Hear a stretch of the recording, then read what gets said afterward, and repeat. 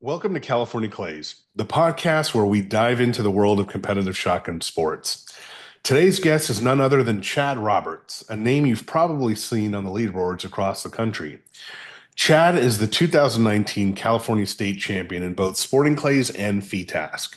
He's also the 2016 California State FITASC Champion, a four-time All-American, and a PSCA Pro. He's also a shooting coach and runs his own school called Breakpoint Shooting Instruction. The road to becoming a top level competitor can be a long one. I've always found Chad willing to share his personal learning journey for the benefit of others. We talk about the competition mindset, Chad's lessons and takeaways from top tier shooting coaches, how to tailor your technique to your strengths, and why staying a student in the game is key no matter how high you climb. So let's jump right in. Hey, Chad, welcome to the California Clays podcast. Thanks for joining me, man. I really appreciate it. Hey, thanks for having me, Henning. This was a cool opportunity. I'm glad you reached out to me. I was shocked when you called me, actually. I was like, I Oh was no, getting man, ready. no. Hey, I've known you now for I don't know how many years it's been, but I've always admired you from afar. You're a good dude. You've always kind of kept things positive in the sport, which I appreciate. Sometimes people take things a little bit too seriously in the game, and you've always been kind of like a fun guy, right? Rad Chad and all that. And so I wanted to kind of pick your brain a little bit. One because you've really, from my perspective at least, been a student of the game for a long time. You've taken lessons with a bunch of people. You coach yourself. You've competed at a high level as well and competed with some of the best. You've been on a lot of different things, but you're also you have a job. You have a day job. This isn't like your main gig. You also have a day job on top of it. And so I think Correct. for a lot of the upcoming shooters who are looking to, one, keep their careers, but also become a competitive shooter, I think you'd have a lot of insights for them.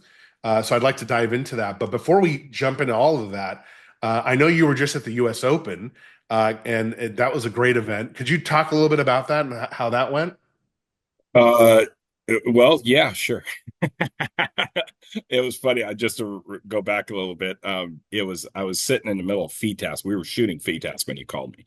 And we were I think we were on parkour three when your call came through, and I was in between pegs, and I was like, I got a little second of time, so let's call you and talk about this. And again, thank you again for having me on. But man, what a I went out to the Atlas Cup, which is a week before the US Open, and that was in Kansas City where or well, not Kansas City, it's in Augusta, Kansas, which is where Jim Greenwood is, where you've been Yeah, to. STC, right? Yeah, STC Sporting Clays. That's So we such a shot. great club, by the way. Oh, Like the it's terrain, the getting. targets, everything I shot there. I had a lot of fun, and the people there were super, super friendly. Yeah, Chris and the gang do a really good job, and they have so little amount of acreage. How much they throw there in that small area. Plus, Jim Greenwood's in that parking lot. So, getting people to go there. But we were there for the Kansas State FITASC and five stand championships, and then the Atlas Cup, and Brandon was there, and a couple of Tyler Smith and myself and a bunch of people are there, Hunter Webb. And so we went from there to the US Open. So got to drive through pretty much a tornado on the way over, and going through towns with no power. So that was my first experience. I've never been to Mississippi or Providence Hill before. So going into that state, I was like, wow, this could be ugly or it could be awesome, depending on what the weather does. And I had my little buddy Bilal with me that you may know from, he Yeah. shoots out here in Hmm. California. He's like our rain god. I swear to God, anywhere I bring him, if there's rain on the forecast, if he's on my squad, it does not rain ever. And it Interesting. didn't rain anytime we were shooting. Um, So Chad, but sorry from not to interrupt, but so you're Yeah, saying coming from Kansas to Mississippi, there was a hurricane, yeah. a Well, it tornado? wasn't a hurricane; it was a tornado, and we could see it because everything was going sideways. But people were parked underneath overpasses, and I've never seen that before. And I've always joked when I've been in Kansas teaching and stuff that I want to see a tornado.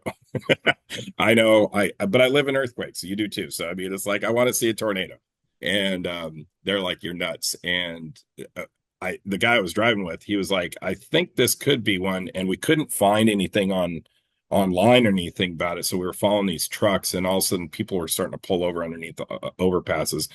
And then when stuff starts flying across the road sideways, things getting a little, a little Wow. bit interesting. So, but we made it through. Everything was cool. We got there. The weather looked like it wasn't going to be the best, and I had nightmares of just mud and rain. And I've been to some U.S. Opens before in Caney Creek and places like that in Texas where it was just a mud fest. So, but man, the terrain and the pro, like their club and everything is just absolutely top notch. I would say it's kind of like if you know anything about golfing or golf, the Augusta course, this feels a lot like Augusta. Okay, nice. Nice. And I've so heard it good things about had the place. I've just never been myself.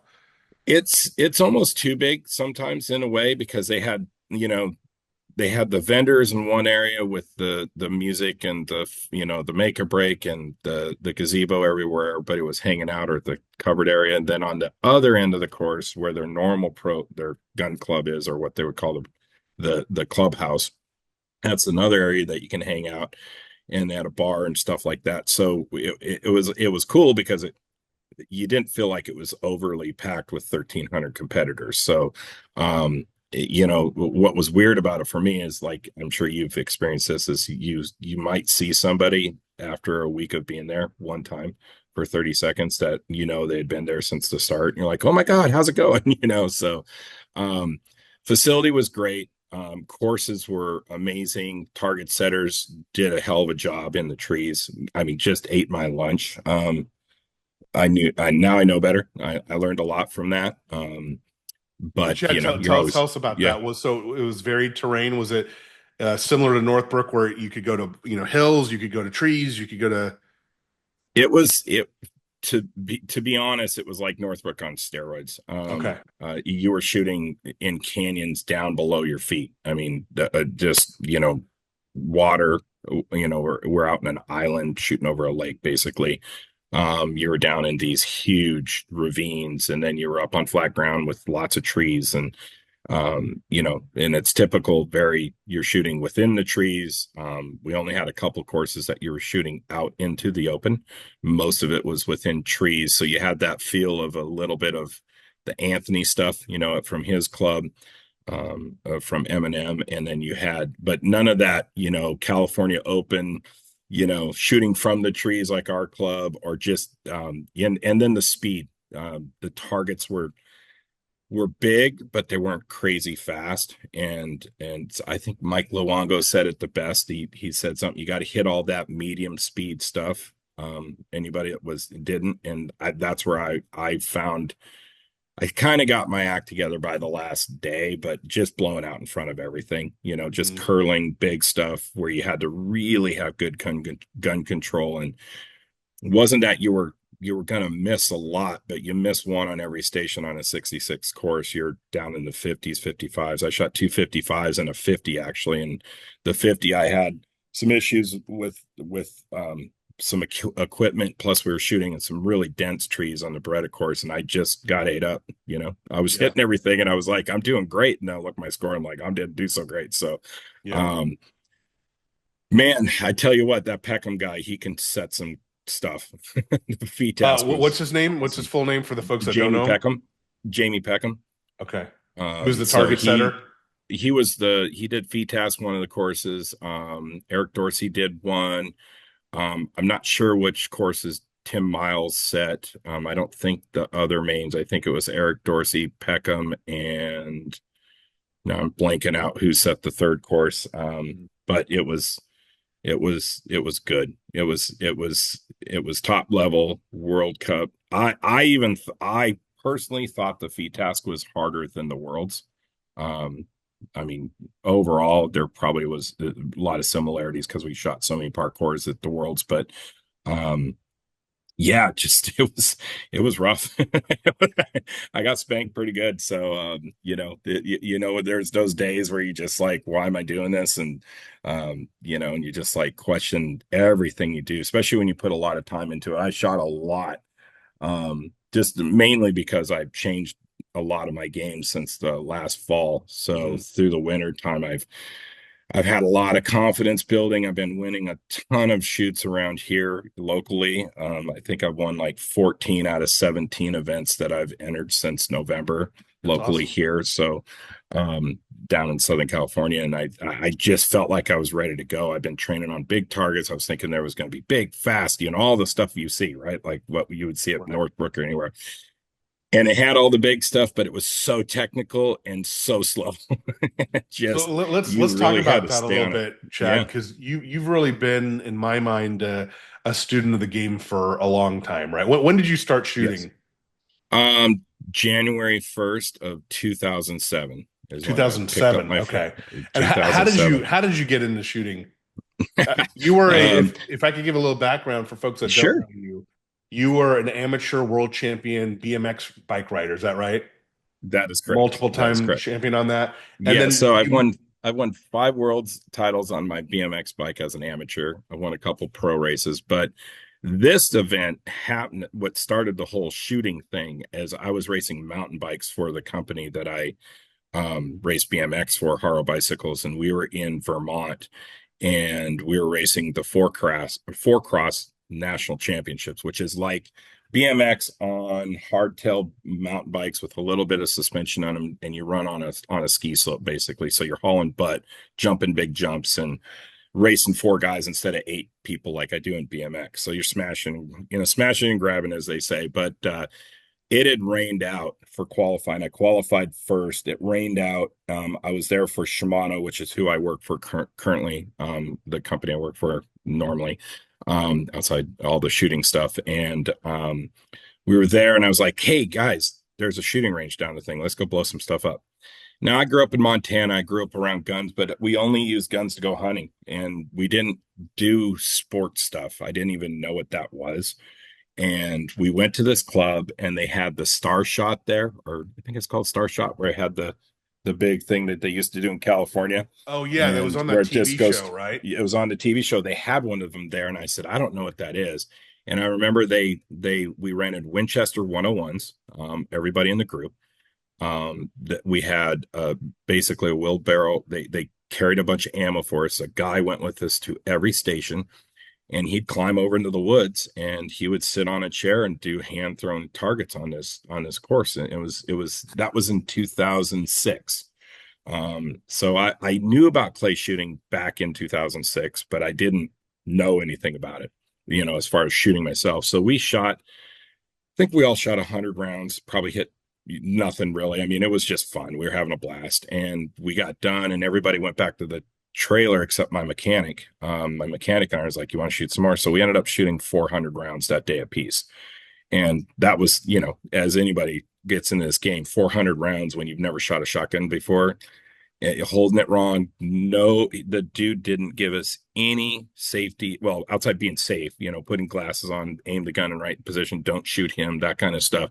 He's like, I'm going to throw 2 clays. You get 2 shots at those 2 things, and we didn't even know how to hold them. And I had the gnarliest bruise on my shoulder because I was just, holding it like you see in TV. And we just had so much fun. I ended up winning that weekend, by the way. So I came home and I told my wife at the time. I was like, "Oh my God, there's this game, shoot clay targets." I doubt they do it here in California because it's California, right? And she's like, "Well, you're a bike racer," and I'm like, "I got to figure this out." So that's when the internet started kind of coming around with .coms and everything. So started doing some research. Nothing really came up. Went through the summer, and I went back home to Montana, and my ex-wife's father was really into guns. He's like, "Hey, I got this Stoger shotgun that has a 12 gauge barrel and a 20 gauge barrel. Let's go to my local shooting range, and we'll do some hand thrown clays there," which we did. And I was like, I started getting eaten up about it. Like start buying. At that time, you could buy Sporting Clays Nation or whatever Sporting Clays magazine is that you get from the NSCA. You could buy it at the local, just the local Play Target Nation. bookstores. Clay Targanation, yeah, and you could buy it at, I think back then it was called Sporting Clays or whatever it was. And so I'd go to the local, wherever I was traveling for Shimano or racing, I'd buy whatever magazine was out each month. And I remember Wendell was on the cover one time, and just all the different champions. And I was like, oh my God, this is cool. So in that magazine, they had our clubs here in California. So I came home, found out LA, well, which is LA Clays now, but it was Triple B Clays. And we went out there, and it was like everybody saw this newbie because all the instructors jumped on us, and everybody was just like, this couple was there. We're wanting to shoot, and it was packed with people. Hmm. And I was like, holy cow, this is cool. So fast forward, I didn't take any lessons. I kind of just got shied away from it because it was just very intense with people showing up and trying to help me. We ended up getting a couple Oh, so you had a Benellis. lot of folks trying to coach you Yeah, right off the bat right. They were at like, Triple hey, we'll B. take you out right now. Let's go. Actually, the owner at the time, Billy, she came out and she saw my wife and I were very uncomfortable at the time. She's like, look, I know you guys look new around here. And we're like, yeah, we're just checking things out. We don't want to shoot yet. We don't even know what this is. And she kind of took us under our wing, and she was very, very nice, gave us all the information. We went home, we thought about it. And of course, I raced for the rest of the year because I was traveling a bazillion weekends a year. So towards the end of the year, I worked out a deal with her parents. We got some firearms, we got some Benellis. I got her a little Monty Feltro me one of the top end ones, the whatever it is. And so I thought I was Mr. Benelli. I had the gloves and the shirt, it's all the stupid stuff. But anyway, January 1st, we went out. None of the ranges were open except Prado Shooting Park, which is where the 84 Olympics was. And we went out and shot trap for the first time by ourselves, nobody around. Obviously, since it was the 1st of January, there's nobody out shooting. They're probably hungover or whatever. And we thought it was cool. So then we went back out to LA Clays and we saw the sporting clay stuff. So we went out on the course, and I still am friends with the guy today. We shoot all the time together. His name's Mike Kakeko. He came by and he had this, this wide earp looking look to him. And he just like he had his 16 gauge with him. He has this, leather pouch. He's just one of those guys that likes shooting, right? Not a competitor really. He showed us how to use the machines. He gave me some tips. Of course, I'm full throttle in anything I do. So Were we you start good shooting when you every first weekend. started? At anything that was in front of me, Yeah, because that's what I thought what Sporting Clays was, is, right. I'm shooting all of our easy stations and I'm hitting everything. So I'm just lifting my gun up and shooting at it. And I think that was in January when I met him, January, February. And in April, I think the second weekend of April was my very first shoot. I went up to more and more sporting clays, never been up in the mountains before. If anybody's ever been there, it's very hilly. You shoot below your feet, above your feet. Big mountains that clays are coming off of, and it's a walking course. And I shot it. I still have pictures of that. And Super cool place. Yeah, I enjoyed yeah, racing. I got second out of two people. So shot a 54. The guy that won shot like a 72, and I got a buckle for it. I guess it was a buckle series race, and everybody in the top three got a buckle. So I felt it was funny, but that was the hook. Then Yeah. I went down to Triple B's. They put me with like Bill Skinner and a couple of the locals there. And I'd watched a bunch of my very first video. I just watched it over and over. I was buying all the stuff from Sunrise Productions, which is the DVD Yeah, and yeah, I remember. cassette date George Digweed had a stuff. video on there and Yep, a couple of yep. other folks as So well. I think Batha. Bill McGuire was my very first one. I still talk about old Bill to this day, and he was just so nice. And on the video, of course, I didn't know him, and I just tried to shoot like that. I was just emulating what I saw on video. And I remember the guys that saw me shoot. I didn't shoot. I probably shot a 50. I don't even remember what I shot. And they're like, if you're going to shoot like that, you're never going to be any good. And I was like, whatever. I don't care about you guys. I'm going to get good. So year went along, and I went into masters. I met Zach up at Reno, where all you guys used to shoot at a lot. Remember that club over in Reno? They had the winter championships. I think I missed out on Did you that race era. it? That was a Sage Hill, I think you're referring to. Sage Hill, yes, Yeah. sir. So So I have not, I wasn't around for that era. I came in yes, 2013. so backing up a little bit, in at the end of 2007, I was like, what do I do? Am I going to continue racing? I just signed a contract with my sponsor. I was making some money racing. I was working at Shimano in the marketing department. I was running all of sponsorship in North American continent for all cycling disciplines. So I had Lance Armstrong's contracts and all the big mountain bike teams, and I was racing mountain bikes. I was a two-time national champion. I just won the Omnium up at Sea Otter in semi-pro, and I was getting hurt here and there, and I was just like, I was really liking this. Whenever I was home, I was shooting, and it was just really, really cool. And, it was just one of those things where I was just like, what do I do now? I was on TV. I got fifth place at the national championships in Louisville, Kentucky. I was supposed to do a TV interview on ESPN, and I went through the finish line, I got fifth, and everybody's like, "You're gonna miss your interview." And I was like, "Oh, I'm going to get changed. I'm out." And they're like, "Okay, we'll see when you get back." And I literally went and got changed, sat in a funny story is I sat in a porta potty, and I was just contemplating. It was one of the bigger ones, so I could get changed. Got out of my race gear. I didn't want to be at our race tent. There was people around, and I didn't want to be in the trailer. And I just sat in there for a second. I was like, I'm done. I'm going to go shoot clays now. I think that's what I thought. And got back out. Everybody's like, "You missed your interview." I'm like, "I'm done, guys." And they're like, "Well, I know you're done racing, right?" And I'm like, "No, I'm done." And so I stopped. That was it. And then I went full time shooting. And by the end of 2008, I turned master class. I started working at LA Clays inside their pro shop. I Oh was wow! So selling within a guns. year, you climbed up to master class. Yeah, yeah, So that was yeah. cool. That was also when they had it EDC, That's BA, correct. double A, and Yep, okay. yep, So you yeah. you And I moved up did pretty it. quickly then. Yeah, I went in there. I can't. I want to say it was the end of 2008. I missed the national championships. Actually, I didn't. I was gonna go. That would have been my first one.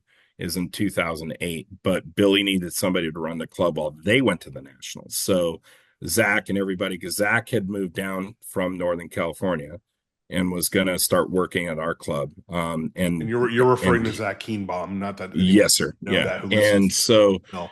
I was working for the club. They all went to the shoot, and I was like, "Wait a minute, this is supposed to be the other way around." I got into this to go shoot. So in 2009, I started going to the nationals.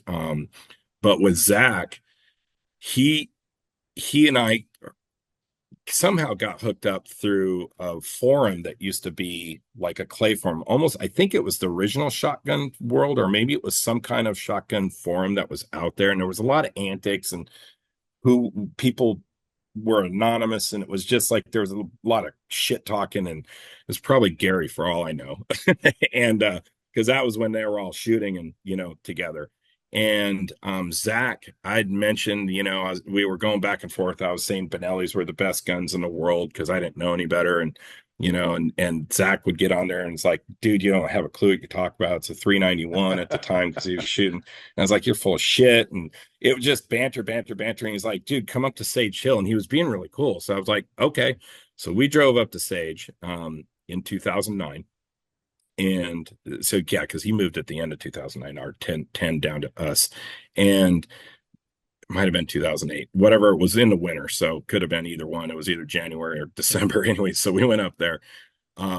He just won a shoot off, I think, against the Bugettis or Bajettis. Jetties, Yeah, yeah. Bajettis. He won a shoot off against one of them. I don't know if I think the dad.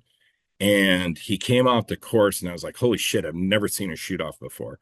And I said, "Zach Kinbaum." He's like, "Yeah." And I go, "Chad Roberts." He's like, "Hey, dude." And he shook my hand. And he goes, "What are you doing tonight?" And I said, "I don't know. I'm here to shoot clays, man. What's up?" Because I was in C class at the time. He goes, "I'm going down to Carson City to shoot Halise. You want to go?" And I was like, "I don't even know what you're talking about." And he goes, "Just come down there." And my wife was sick at the time. She got really sick on the plane. And she's like, "I don't give a shit what you do. Let's go. I'll sit in the car." So we went down there. They had the barrels of fire going. And I'm walking in the club. I've not, and you got to remember, guys, I had at that point, I'd only seen, three clubs in my life, which was Right. LA Clays, Rahagi's, and more and more. So I was walking into a strange club, and they're like, "You're here to play?" And I'm like, "What is it?" And they're like, "It's a 30 bird race." And I had no idea what was going on. I was like, "Sure." They're like, and Zach's like, play all the options. I'm like, why would I do that? And they're like, just play all the okay, sure. And so I ended up winning two of the races. I won the back end. I don't even remember how it worked, or how it even, I don't remember how I did it, but I won one of the races, and then I won the back end or long end one or whatever. Zach ended up, of course, winning and winning a lot of money, but I actually made a lot of money from that shoot. Because I'd beaten everybody else with my Benelli, and it was hilarious. And then we just became friends over, talking. He was working at agriculture stuff up north, and he was like, "Man, I think I need to do a move to get after it." And I'm like, "You need to come to Southern California because we need some more instructors. We need a pro here." And of course, I'm saying that partially because he was my friend, but partially because I need help. I needed to get all the help I could get. So anyway, he And Zach ended was up, a Zach was already an established shooter then yeah, he in was an California. All-American. I think he was already a whatever, how many times state champion. He was always going back and forth with Tom John Jr. So he'd moved down here, and we'd go out and shoot every night, shoot crows, do whatever we were doing, right? And he'd be like, I'm like, I need help, dude. And he goes, not a coach, because he had not really coached yet. He just started. And I was like, well, you know how to shoot, teach me. And he goes, dude, I don't know what I'm doing. You need to go see Anthony Matarese. And I'm like, who the hell's that? He's like, he's the best guy with an auto in the country. Go see him. I'm like, okay. So I got hooked in with Anthony and flew out to New Jersey, spent like $3,000 with him, and about 20 hours worth of lessons over a 3-day period, and came home. And he pulled the Dan Carlisle on me. I shot a lot. I shot like 3 or 3,500 rounds over that period of time. And I thought I didn't learn anything. I was like, this was a complete horseshit move. I mean, I was like, I just shot. And then, because I came home and I couldn't get out of my own way. And all of a sudden one day it just started clicking. Mhm. And of course, with phone calls and stuff, to Anthony. And I flew out there for his shoot that spring with Zach. We stayed at his houses before he had kids and all that. And that was actually the weekend I was there. He met his wife. She was trapping. And it was hilarious. Anyways, I'd take 2 more days with them, and then I would do that every So year. let's touch on that. You kind of covered a wide Yeah. time period. Sorry. Right? No, you're good. Right. You're Right. good. No, but I have questions about it. I think it's good. One, it sounds like you started off really well, right? Meaning that you moved up the ranks, but you also met some really key figures that were going to help you in your shooting journey. When I think about your background, BMX and clay shooting, I mean, they're two different worlds completely, right? I mean, were you able to take anything from BMX into clay shooting?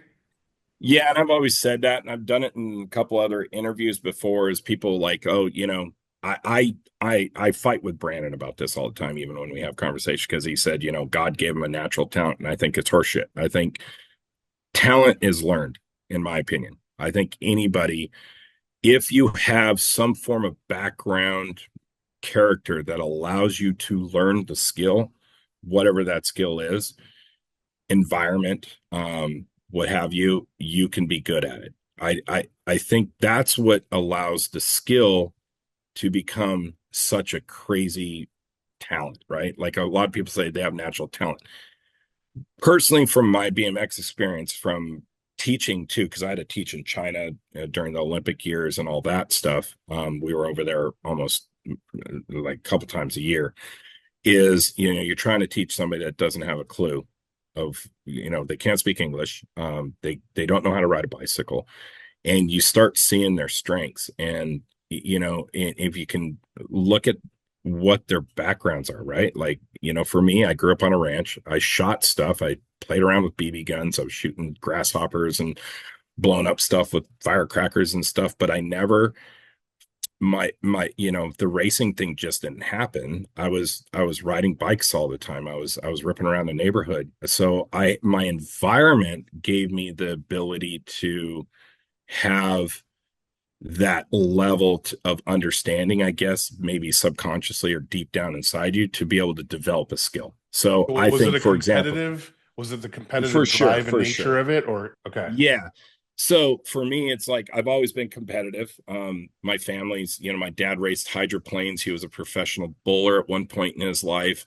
My brother was a racer in the hydroplane stuff. He raced cars for a while. I was into off-road racing in my younger days. I worked for Fabtech Motorsports on the side, and I was, going down to Baja and stuff like that. I just as a mechanic, I loved that stuff, but I was always competitive with whatever it was. If I built a bike, I wanted to build it faster and better than you. Um, I don't know that I, I don't think that's something you learn. I think that's just it's just how you're brought up. I think Yeah. I had an older brother who was the best at everything that I had to compete against, and I was the shorter, smaller brother, and not I didn't have the accolades he had in high school and stuff like that. So I think it was just that made me competitive. But I've also said that I've never had any talent at this game. What my talent is a raw, and I truly still believe this, even with some of the mental coaching I've had in this game or people I've talked to who are psychologists and stuff like that, is I think my where my talent lies is I have a raw determination not to ever quit. Period. Right. I Right. will do whatever it takes to get to the fall. Even if I say I want to quit, which I've had a million times in this game, I just have this raw determination. It may last for a day or two, but I'm ready to go back to the range right now and get after Sure. why I missed and didn't do well this weekend. But surely there are folks that have innate ability. I've taken, on a much smaller scale than you. I know you have your coaching business as well, but I've taken a lot of new shooters out that have never Mhm. touched a gun before. And some people just take to it naturally. Some people struggle just to mount the gun, even, let Sure, alone hit a sure, target. And sure. surely there's some folks out there that, they have either better eyes, their hand-eye coordination's better, their proprioception and space is better. Yep.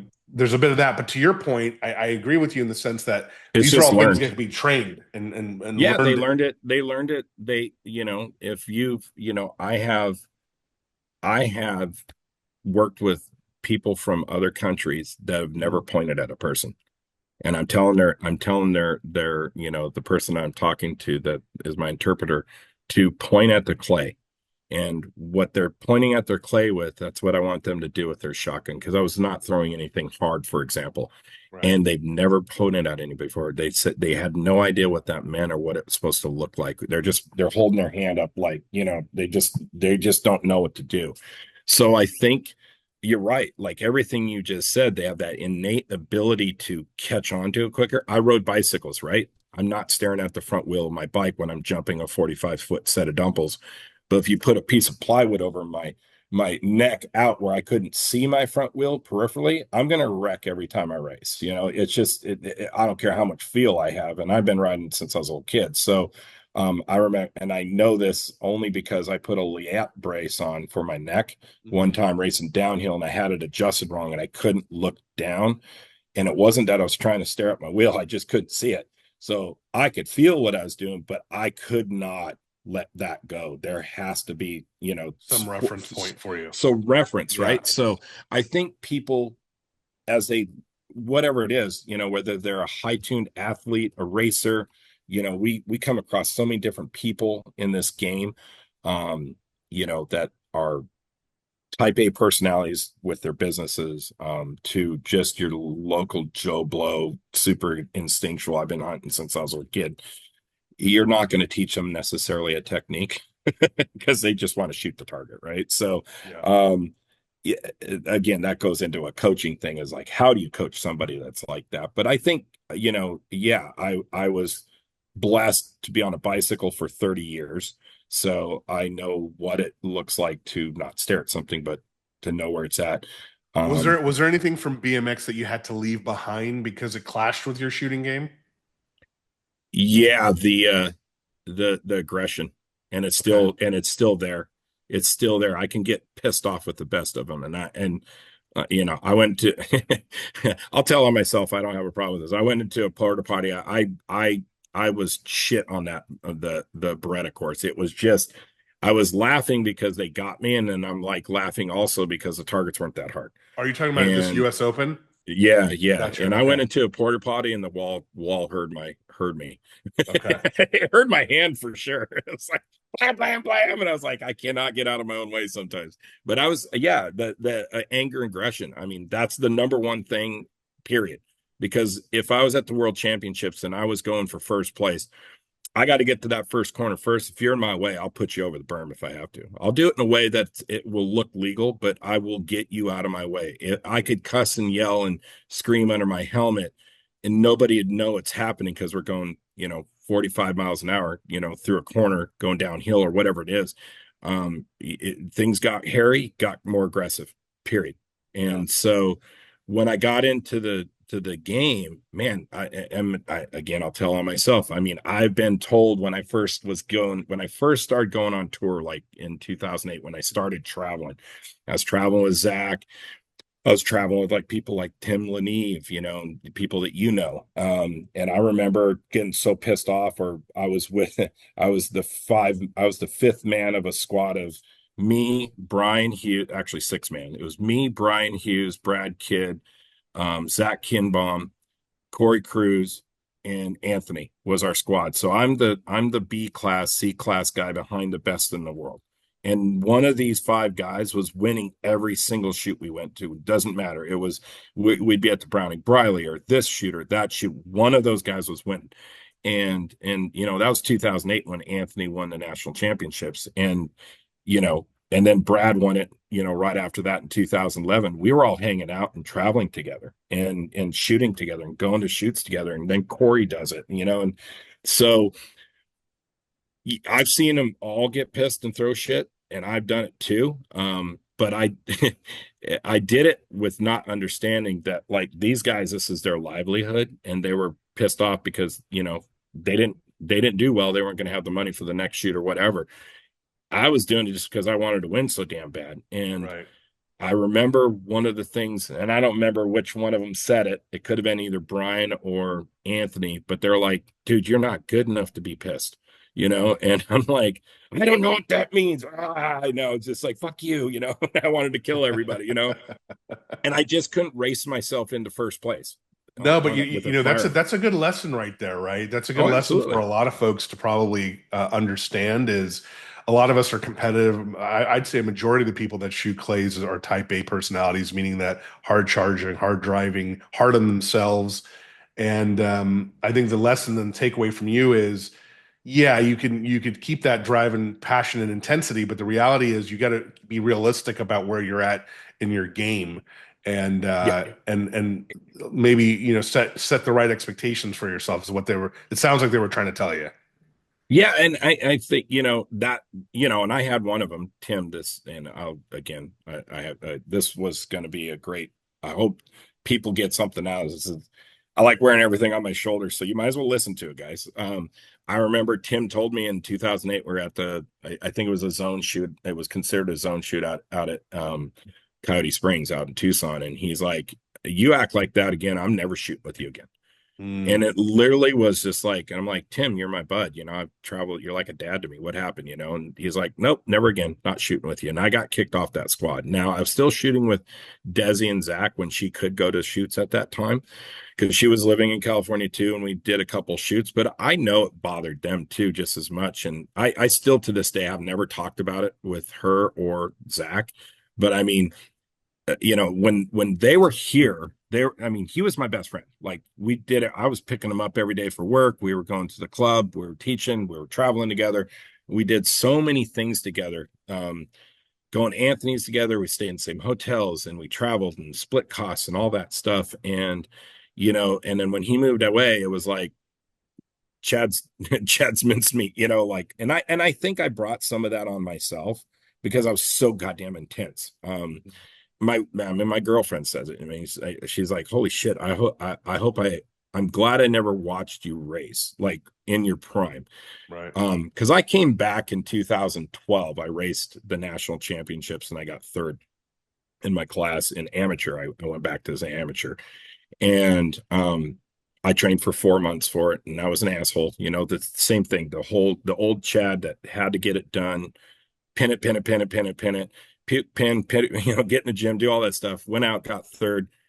just so her kid could watch me race because he's always wanted to see me race. And then I was like, okay, that time I'm done. I'm not doing this anymore. And um, she's like, I am so glad I didn't live. I know I got to give it up to my ex-wife because she's known me since I was a little kid at 13 years old. I don't know how she did it, put up with me for that many years. And, and I've worked with some sports guys, psychologists, and people in the mental side of this game, a couple, over the last few years. And I learned a lot about myself and being that intense Could you share human. that, Chad? So, Sure. obviously it sounds like you had a pretty humbling experience with that situation with Tim. Was that a big Yeah. pivot So point for Tim, you, or no, no, I wish it was, to be honest with you. I probably threw away more money and time in shooting. Well, I say it now, but then I think about it, maybe I'm wrong. It also kept my drive going to practice and shoot when you guys were, I was at after work every day shooting and, getting better. But yeah, it was just like, I can't believe this guy doesn't, I'm cool. What happened? I thought we were good. Fast forward to 2023, I was shooting in the state championships in Arizona, and Tim got squatted with me. And he showed up, and you got to remember, I don't even remember him telling me he fired me. I remember, but it was like such a long time ago. It was like whatever. Um, so you got to remember that happened in 2008 or 9, probably 2009. So it's 2023. We shoot together. We have a fantastic weekend. Like I was really well. I got out of state number one, blah, blah, blah, all this stuff, right? We get done. I'm down at Jack Link's. We were in Florida doing something, and we're driving in rental car at like 11 o'clock at night. And I get a phone call. I'm like, why is Tim calling me? And he's calling me. He's like, hey, man, I just wanted to call you. And I'm like, what's up, Tim? It's like 11 over here in Florida. And he's like, I just wanted to tell you that you can shoot with me anytime you want. I'm like, okay, cool. He goes, no, you don't understand. He goes, you remember when I said I'd never shoot with you again back in '08? And I'm like, yeah, I kind of remember, but I thought you just were whatever at the time. You're pissed at me, or I threw something, or threw a shell, got mad, cussed, whatever I was doing back then. And he goes, yeah, you were so wonderful to shoot with. He goes, I completely a different person than back then, and I would go shoot with you any time of the day. And I'm like, holy shit, that was 13 years later. yeah. Or Well, whatever, during those 15, 13 16. years, it sounds like you did a lot of work on yourself, right? You focused on your mental game. You Yeah, focused no, I on, mean, I was pretty intense throughout the years. I guess it was masked because I was doing well. My thing has always been that if it's not the best way to look at it, but I was doing well, so everything was good. You know what I do you mean? feel like you're Like doing better now, given what you know about yourself and how I don't want to from call it that kind of, matured, but it sounds like matured, sure, right?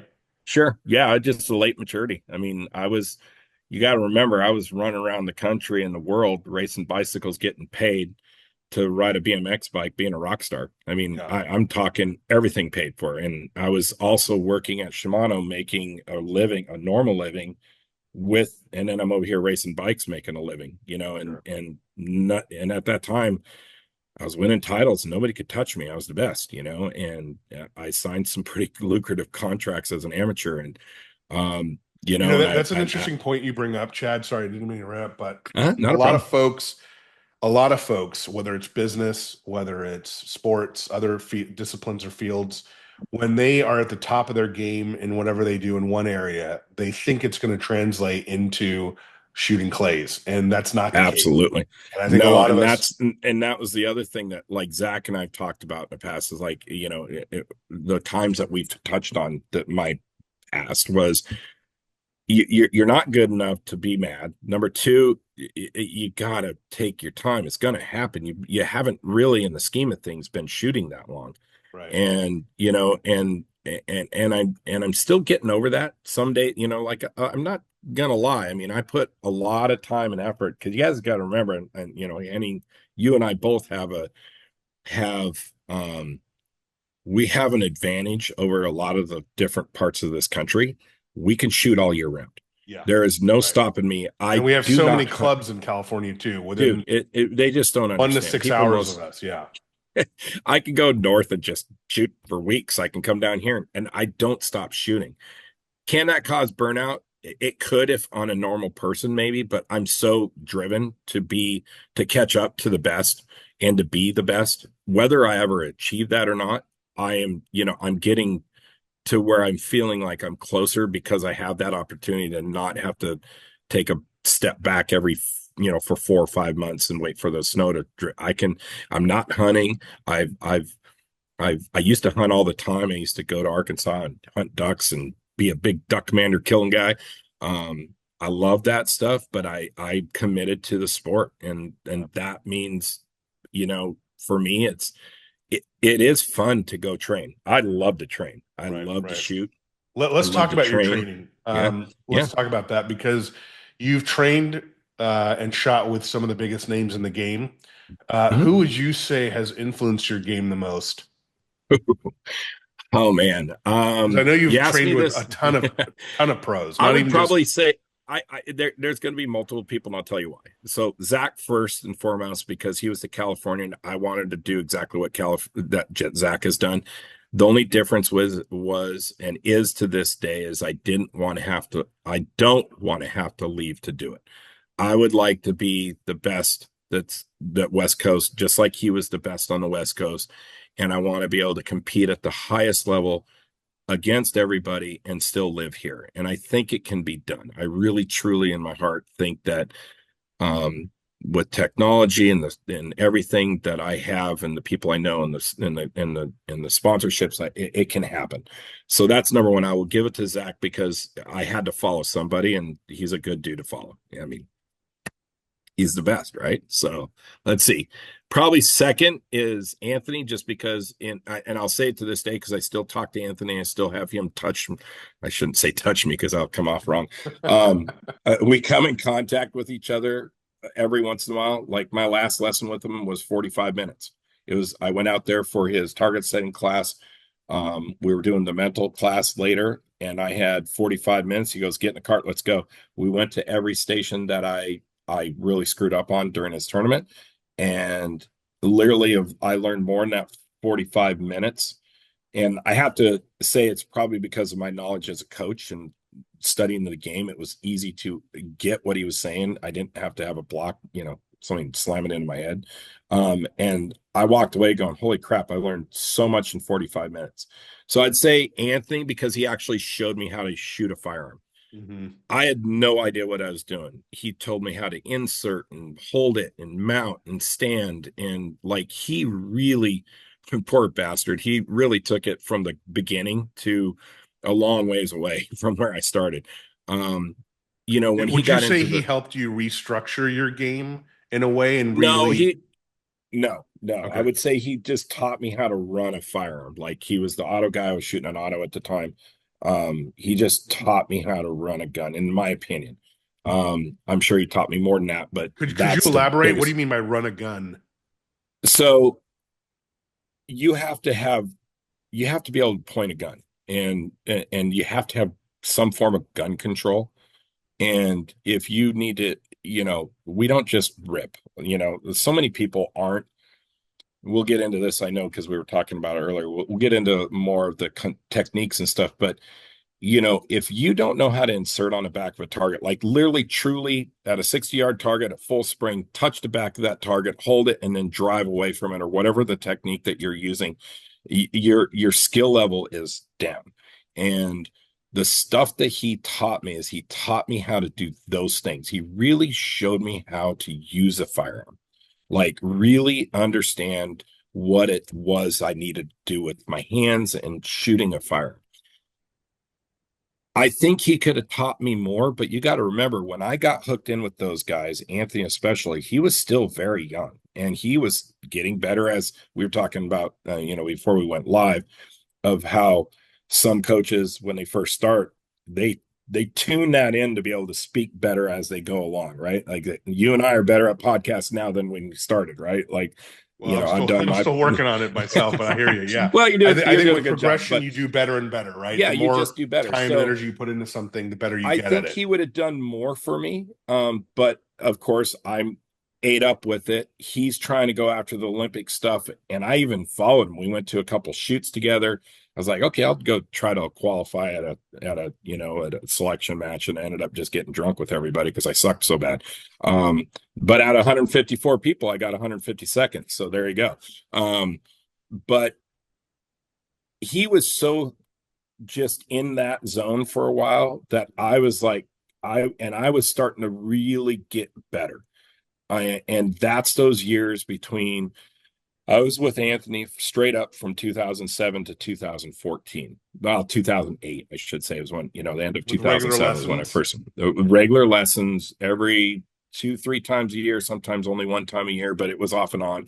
Normally twice a year because I'd go see him by myself, and then I would go to his tournaments and spend a couple days. 2014 came, it wasn't around. The PSCA was formed. They had their selection of people.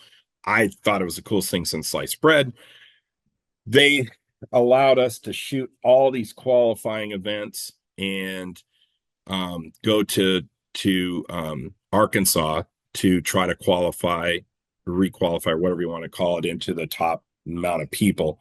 And I remember Dan was very clear with me and William Walton. I don't know if you guys know who that is, but he's a shooter on tour. And he said, there's always that one guy. And in this case, there's two guys that didn't make the cut by one bird, and that was me and William. So we did not make the PSCA that year with that qualifying setup that they did down in Tiller. And it was kind of a shitty thing because it was raining so bad, but out of 120 targets, I was on a 109, and I was going to make it. I was kicking the shit out of people. I was hitting the stuff. I don't even know what I was doing. I just got my DT11. I was on fire, and they shut the thing down with 4 stations to go. And I'm like, let's just shoot the 4 stations. Whatever we end up with is what we end up with, right? Well, there was because of the weather, you said? Yeah, it was raining sideways. I mean, you would shoot and you could see your shot go through the rain, and it would go and then hit, and the target still had water. It was crazy. I mean, we shouldn't have been shooting it, but there's no, they just had to shut down because we couldn't see. The rain was so hard, we couldn't see where the targets were. Anyway, I was shooting really well, sitting on a 109 out of 120, and I'm in it. I'm there. And I think the score that won it was a 114. So that's how close I was. And we had 4 stations left. I couldn't screw it up that bad, and still make it. And anyway, they asked for us to do we need you to vote. And I'm like, my vote is to go out and shoot the 4 stations, let it rip, dude, whatever we get. And so many people had just shit the bed on that thing that they decided they were going to make us all reshoot it again. And I'm talking, we had to wait around forever. And I just didn't have it in me, man. I think I hit an 81, just couldn't get it done. And my combined score, whatever it was, I didn't have enough. I was out by 1 to make the semifinal or whatever to get in. So I didn't make it in. But then the people changed, or Dan got out. Scott came in with his people in 2015, and they said, you can shoot these PSCA Pro matches as an amateur, but you had to go through hell and high water to get qualified. So they took the top 16 pros, no matter where they finished out of the qualifying. So you could be 25th, but if you're the top 16, you're in the top 16. Then from 17th through 28th was all amateurs. And from there, they would always put the very first pro qualifier against the lowest placed amateur guy. Yeah. So the concept was they wanted absolutely every possible way to get an amateur not to make it into the finals.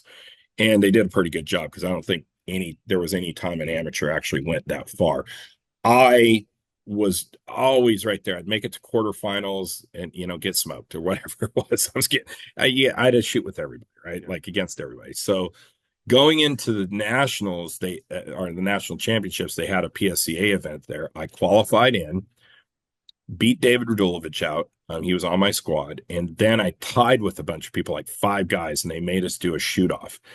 Qualified out of that into the knockout rounds. So I had to beat two people to get onto TV, which was the finals, the semifinals and the finals. And my first up was Ben Hustwaite. Go figure. He'd already won one of them, or he was top in a couple of them. And I proceeded to tie him going into the when we finished. And they said, okay, we're going to do a 6-7 shoot off, which these things were huge targets. And I'd hit a pair. Let's take a moment to like think about that. So while you're in that moment, you're competing against these names, people that you've heard before, the people that are quote unquote pros. Not that I'm saying quotes that they're not pros or pros. How were you feeling during that time? Were you nervous? Were you anxious? Were you fired up? Like, what was your approach to dealing with the pressure? I just wanted to win. I just thought it was awesome. It was the coolest thing. I spent a ton of money that year to chase the tour because I went to every single. I don't know if that there were still zones. I think no, they changed the zones, so it was all regionals. So you had to go to regionals. They took your best so many scores to get qualified in to be able to shoot the finals, and then the finals would qualify into the top 52. So for points wise, whatever. And they were taking a top 52 men or 53 men or whatever it was. And so yeah, the qualifying, I was just like, God, I got to go through more people. So we had to do the shoot. I qualify in, but there was like six of us or whatever, six with me. It was five on top of me. It's a six. We had to go beat them out. I had to go beat these guys to make it in. And they were taking two of us. So I won that out and got in. And then that guy got smoked out on his first round. And my first round was against Ben Hustwaite. And Ben was winning, or at least top two at every one of them. I think he was one of the top qualifiers because that's the only way he would have been against me.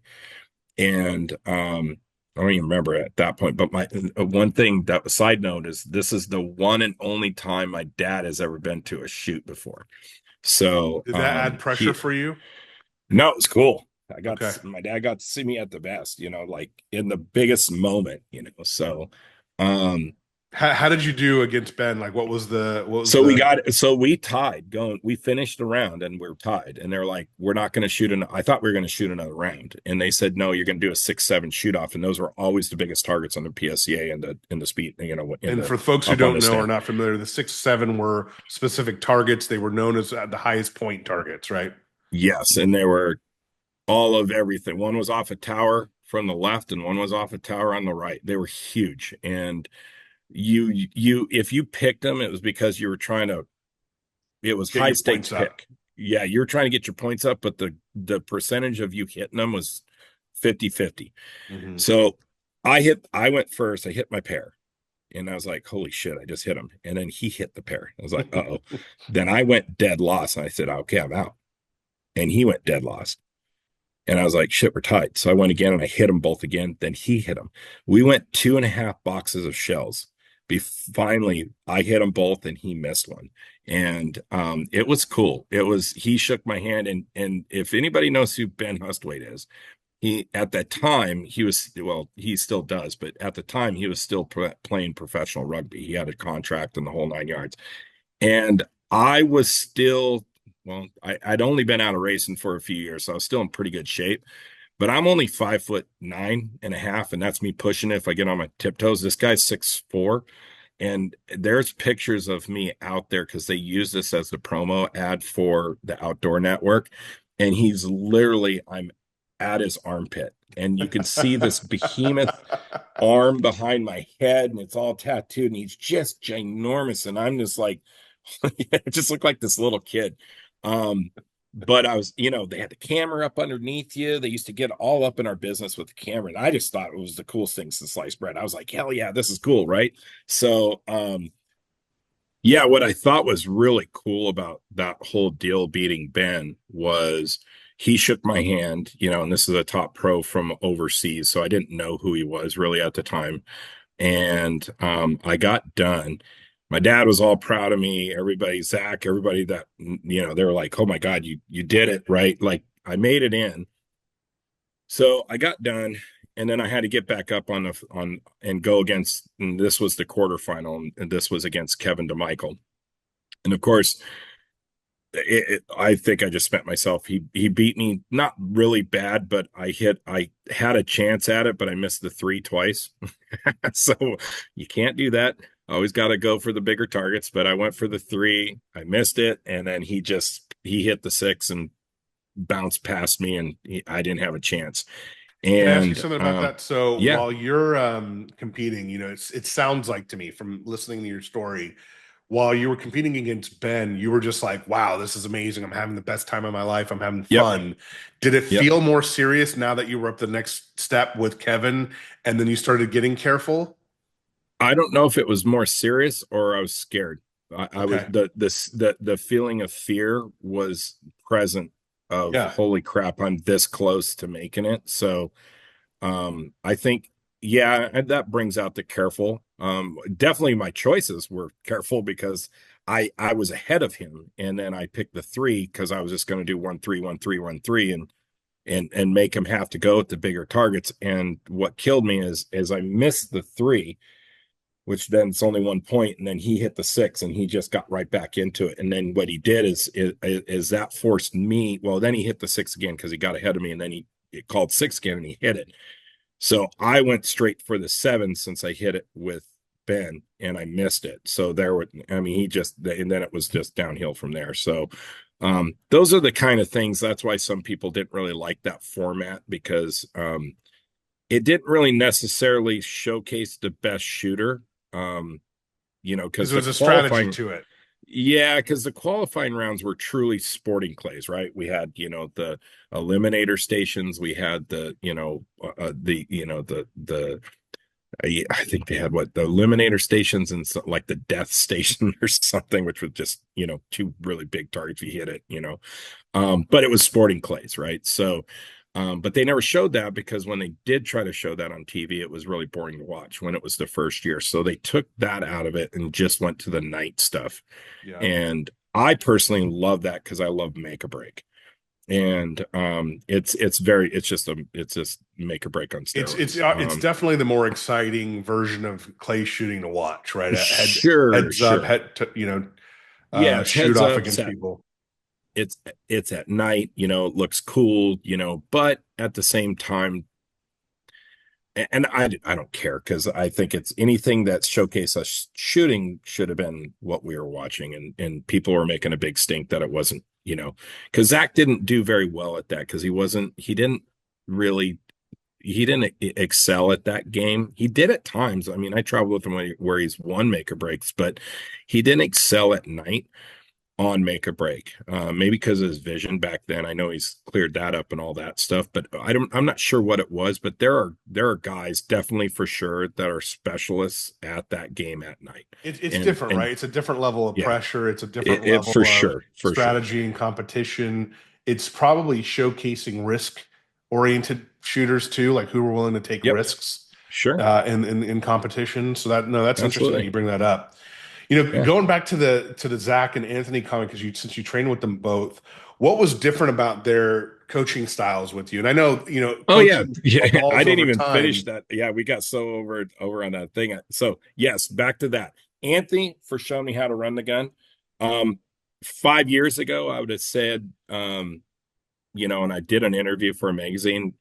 I said, and I still believe that this day, Anthony showed me how to use the gun in 2014 national championships.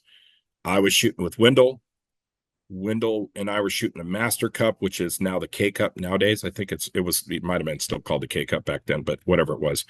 And we were both on 98s, and he had missed two targets off a tower. I ran the tower.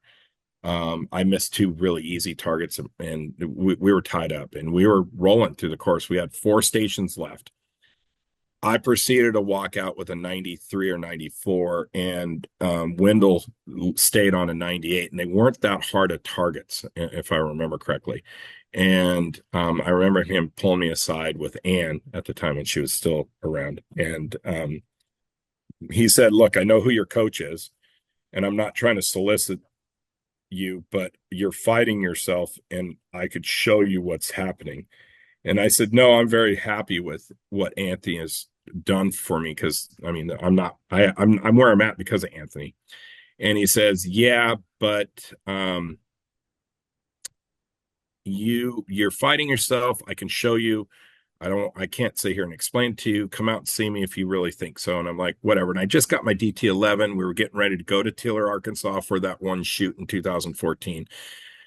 So I jumped on it. I got beaten Taylor. Then I called Wendell, and that was back when I wasn't doing the Florida Swing or any of those Seminole Cup stuff in the winter because I'd always stay out here and do all the West Coast stuff in the wintertime. And I flew down to Florida, spent a weekend with him. Another just like I did with Anthony, another 3 days, 20 hours, shit ton of shells being shot. But this time what was your aha moment with Wendell? What was he alluding to? And he did you showed pick me something these up? he showed me these tower shots, right? And he's like, shoot them like you normally would, like a report pair. And I smoke them, and I see them through the trees.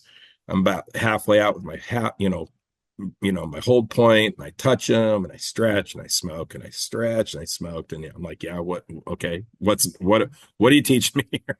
He goes, just wait. And he says, do it again. And I did it again. And I think he was just watching me shoot. And then he goes, now shoot him as a true pair. So the first one, stretch, pulled the trigger, and the second one was way the hell out there. And these are probably, I don't know, at the time, probably 50-yard shots off of the towers. It was over in the back corner, so it was a quartering big high shot on my right side through some pine trees and then way out there. And by the time I got on the second shot, I'd miss it. I hit the first pair, but I really had to it looked like I threw my gun. And then the second one I missed, I went dead lost. And then I was like, okay. And then I went lost dead because I tried to basically bump it around the first target so I could get on the second target. And he goes, that's you fighting yourself. So he showed me how he shoots. We talked about it. I didn't really understand it at the time because I'd never heard of anybody talking like that before. Can you elaborate on that? Like you're being really general. Like what did he? Yeah, so no problem.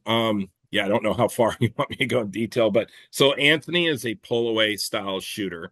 Okay. At the time, I And that, know from my he's understanding, that was like a Dan Carlisle method, right? And, correct. and Anthony was coached by Go ahead. Carlisle. Yeah, so Anthony Corey.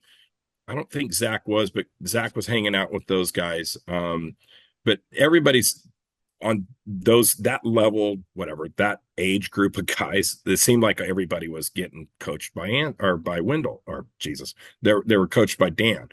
And touch the target, pull away, really see the bird, don't look at the barrel, just feel it, feel it, feel it. Never talking about lead, never talking about any of that stuff, just talking about like, you'll know when to pull the trigger. I know a lot now of what that means now. I didn't back then, so I'll leave it at that right this second. And then with Wendell, it's a maintain style of concept, moving on motion, moving in time with the bird, simulating kind of like his music background stuff. That's more nowadays that people understand it. But basically, when a target gets out and it gets to your barrel, you have all of the lead that is needed. Sync. You're in sync with the target, and you pull the trigger wherever you want to. Basically, you could do it there, you could do it later if everything is going well. So he taught me that. I still didn't quite know where to put my gun in front. I knew what to do. I just didn't understand like what he's trying to say. This is where my brain starts working as a coach.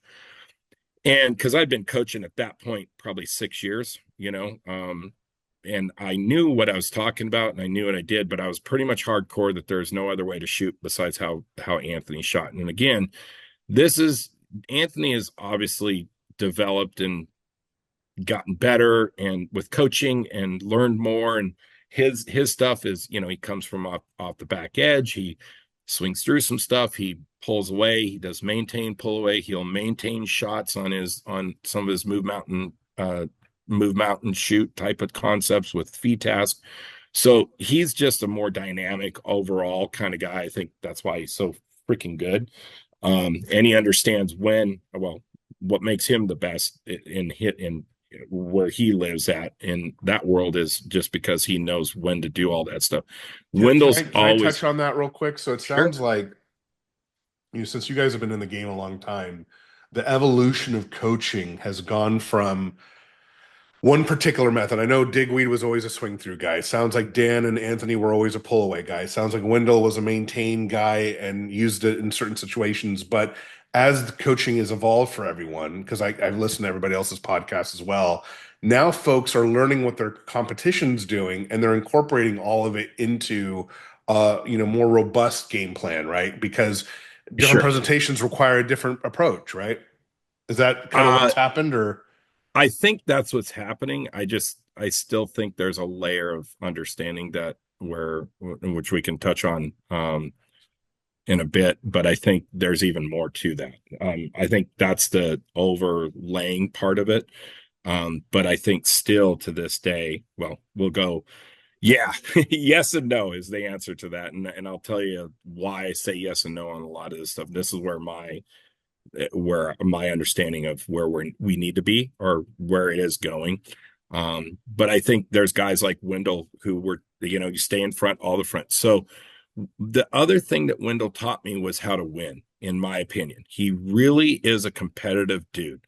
That guy, he lives to beat the rest of the guys. He truly feels that, he might be the most mellowest guy in the world. But when you talk to him and about his flow and his music and all that stuff, but that dude, I am telling you right now, he is one competitive son of a gun, and he is straight out after it. And I think because his style is so different from the norm, I think there's podcasts out there where Will Fennell and those guys used to always travel together, and there was the Wendell guy and then there was the Dan guys, and that was the two fields where everybody lived. And But I mean, Wendell you're had a no pretty competitive guy too. So what was the right. difference between you and Wendell then about teaching you how to win? I mean, you've won things, so what was the aha He there? just, I think, because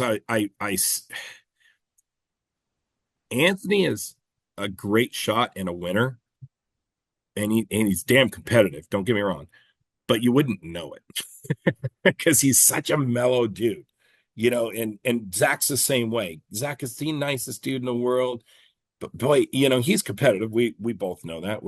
But there is a different level of competitiveness with Wendell, and when I saw that and the way he spoke about winning and how much it meant to him, like in a profound way, in a What did way that you like? What was the one thing that surprised you when what he said about winning? um just how he had that he was what's surprising was like there's nothing better than what I teach, and this is how you win, period. I mean, that was like, really? These guys Okay, beat you? And he's like, they can't beat me if I'm on like that. I mean, it's just that ultra confidence in his it technique and was it ability. was ultra like almost assholish, like, wow, you have an a real attitude about this. But what I thought about it is it clicked with me because of my racing background, is because that's how I felt about my racing. And I was Yeah, like, oh, I finally found somebody that like gives a shit like I do about winning. And right. that ultra just get after it and just pound targets, pound targets, pound targets, and till they beat everybody, Mhm. and that's So it was changed the since then. intensity But then. It sounds like it was the it could have intensity been a of little winning. bit, yeah, Yeah, because he forced it. Like he's like, if you want to win, if you want to get out of your own way, your technique needs to change. And he goes, I am not even going to mess with you if you don't want to do this. Like, got take your it. money, go away. And I was like, I'll commit to it. And I did. And I didn't shoot for damn near 4 months. And I stayed behind the scenes. I let nobody know that I went to him, even my local club. People were like, why don't you go shoot tournaments? I'm like, nope. And the first tournament I came back to, I won everything. And I shot a 50 straight and five stand. And I hadn't won anything What year really was locally. this? What period? That would have been 2015. Okay, so this is before you won your states. Yep. This is Yep. before you And started winning some of those other yep. events. Yep. This is the year Okay. that the PSCA, that was the year. If you move into the end of the year, is the year I beat Ben. Everything was maintained at that time. And I didn't shoot any other way. Matter of fact, I started teaching differently because people like, well, I want you to teach me. I know you've worked with, Anthony, I'm like, I'm out. I don't do Anthony stuff anymore. It's in the front, only way to shoot. I don't care what anybody says. I was literally Okay, so there that wasn't a thought of like incorporating all of it. You didn't not yet. reconcile what you picked up Nope. from Zach, Anthony, and Wendell. You just, Nope. well, depending on Nope. what school of thought you went to, you just stuck with that one I school. just I just absolutely was all in 100%, and which is fine, was great. And I won. And people are like, "Oh, you went to somebody. We can see it in your style, but we can't figure out who you went to." And I'm like, "I'm not telling you." Oh, They're like, people "Did you said go that. somebody?" So what Oh was yeah, your they fear, or not fear, but what was your hesitation to share that you had gone to Wendell? I spent all this money, and well, one, Anthony's my friend. So Yeah. period. I did not want to upset Anthony. We talked a lot about it It sounds like he after the knows now, fact. though, so that's why you're Oh openly yeah, he talking knew. about. Yeah, this is years ago. So yeah, we're good. He's like, shit, if you're gonna go learn that, you might as well learn from the best guy that's ever done it. Right. It's like, you're right, So Well, good on so Anthony for that. yeah, That's the sign of him. he look, man, you can't tell a grown man or woman where to spend their money. I've learned that as a coach. And people are going to go where they're going to go. And we do know as this game is evolving with type A personalities and money and all that stuff, they just are trying to buy a lightning in a bottle. And that's a lot of the people we deal with. They're just like, you're the best guy right now. I want to know what and you're not winning, so I don't want to coach you. I get that a lot around here. I wasn't winning. I mean, I went into a slump from 2020 until just recently, pretty much until middle of last year, where I just felt like no matter what I did, and I've had a lot of conversations with teammates like Corey Cruz and Brandon and who's not a teammate, but like McGuire and all these guys that of what I'm experiencing, what I went through or am going through, and but yeah, so it was all in on all those guys. Whatever I learned, it was all in. So I won with it though. That was the crazy part. Like I truly, he wasn't BSing me. I won 2016 state championship as a FITASC guy. 2017, I was top 15 at the nationals for like 3 years straight before Zach's first win at the nationals. I was ahead of Zach multiple times at the nationals every year. Based on those numbers, should have been in the pro field now because I was top 15, right? But I can't. I'm not getting it done now, but I was then. Well, And Chad, then how do you do this? How do you decide what to incorporate into your game and what to leave behind? Because I feel oh like boy, in most competitors' journey, as they progress and get better, the way I was trained at least is that you need to know how to do all of it. You need to know when to use each technique for a certain scenario or sure, situation that sure, works for you. Because for me, maintain works great on crossers. I'm not a swing through on them on a far crosser. I like to stay maintained. sure, There's some situations where I'm using a pull away if it's coming and dropping down. If it's a quartering target, I'm using swing through on that one. sure. So when did you decide that? Because were you doing maintain at everything? Yeah, it was weird, Really? dude. It was, and trust me, I had multiple phone calls, not multiple, probably at least 30. I would not put it past during that 3 months because when I learned how to do, for example, a quartering target, that doesn't take a lot of lead. Anthony would like insert on ass end, at your hold point, hold it, and then squeeze through the front, watch it, bang. And when I was with Wendell, he's just like basically in behind me. It's like, why you start behind? Why you start behind? Start in front, start in front. Use your eyes, use your eyes. Let the eyes move the gun. And I'd blow out in front of everything. I just could not feel the sync. And I'd call him and call him and call him. And unfortunately or fortunately, that period of time, Wendell wasn't very clear with what he was giving me. And I spent a lot of time on the phone with Anne because I was getting written work from them. And she was helping me decipher what he's trying to teach me without flying out to, Florida all the time or going to see him because he was on tour too, right? So, again, stuff I didn't know either. I could have probably Well, saw can him I ask you multiple something times, but too? yeah, So we're of getting close to what are we going to hit veteran soon? I think pretty soon, both of us. But sure. we're getting up there in age, right? Was it because of how you use your eyes? I mean, I always find certain presentations because of my cross dominance or whatever I think I have. I'm starting to find out that I may not be as cross dominant as I thought I was, but um, there's certain presentations where it's better for me to look at the target differently, so I'm starting in front of it. And then there's certain presentations, depending on the angle and distance and whatever, I'm starting behind the target because my right eye picks it up easier if it's coming from my left, or Sure. whatever it is, right? So, were you starting to incorporate some of that into your like why you're doing a certain Um, technique over another? at that time, no. So I need to fast forward a little bit to get to what you're talking about. So when I was with Wendell and I did all that winning up until 2020, Hmm. I was like, shit, this is the only way to shoot, right? And then 2020 hit, COVID hit, I stopped shooting and I started teaching more. And I teach in a way that is dynamic, meaning I teach all the different disciplines. And what I mean by that is I have a written material from A to Z, all the different styles, whether it's and look, it's not me, it's my writing, it's my understanding of what I've learned, but I'm just a product of good coaching. So throughout the years I've taken many hours of lessons with Gavin. I've taken lessons with Tom John Jr. I've taken lessons or shooting times. I shouldn't say lessons necessarily with Brad Kidd. I was over at his house for the summer one year. Um, I'm teammates with Bill McGuire on Blazers, so we've been places where we shoot together, and I've learned a lot from him, especially from my original days of all the videos and everything. And I get what they're saying, and I've hung out with Kevin DeMichael. I've spent multiple summers at Derek Mine's house, and this guy is probably one of the most instinctual shooters you'll ever see.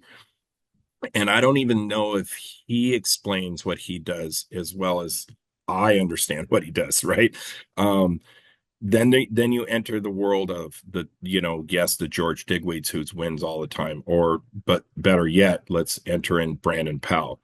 Um, I spent a lot of time with Brandon, and this is I think if I back up to 2020 to 2023, I was searching, and Corey even pulled me aside and goes, "What are you doing?" I'm like, "Man, I'm spending time over at Derek's house. I'm going to see this guy. I spent time with Anthony again. I spent 2 years with Ben Hustwaite, doing online video stuff and just working my stuff that felt more like with when I was with Ben, I felt like I was doing stuff like I did with Anthony, but just a more exact and more refined style of, I'm sure which is what Anthony does now, but you got to remember when I was getting taught by Anthony, that was, 15 years ago when he was Right. still cutting his teeth as a coach himself.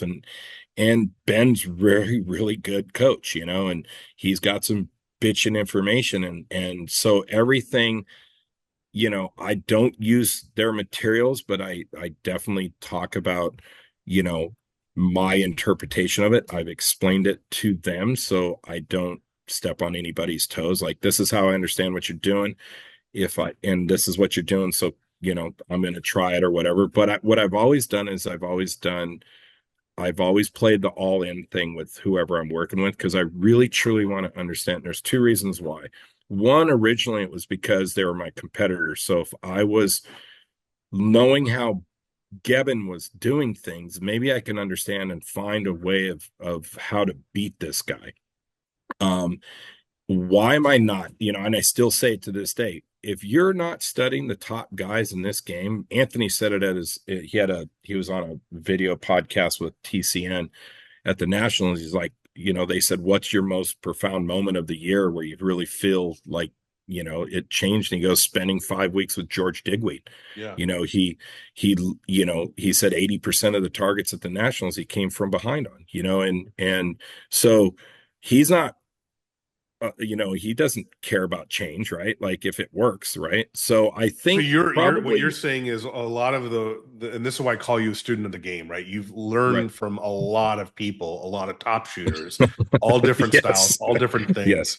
So Yes. it's fed your foundation for being a coach as well. So you could speak to at least, at a regular level what everybody's doing out there. But do you think maybe somehow too it handicapped you a little bit because it Oh, had you going many 100%. No, different no, directions? 100%. And Yeah. I'm glad you brought that up because I was going to is when Corey pulled me aside, he goes, "What are you doing?" I said, "Dude, I just can't get out of my own way." And he goes, "Why are you chasing techniques?" And I go, "Because there's got to be something out there that's causing me to be the way I am. Right. I've been to the Don Grant stuff. I got friends that are sports psychologists. I was a professional cyclist. I had swan ears. I had people rubbing my back and telling me how to win. I come from a line of, winners in my family. My dad's got, hydroplane titles and world records, and my Sure. brother touches anything, touches gold. So it's like, what am I doing wrong? Right?" And he's like, "You're chasing the wrong thing." And that's all he said, but he never gave, and I don't think it's Corey's place to tell me what I'm doing wrong or not. He was doing it as a friend because we're really good friends and teammates. But it was just like, everybody chases techniques. You do, everybody does. "Oh, this isn't working. I suck. But man, I learned this from this other guy over here, and it really helps me."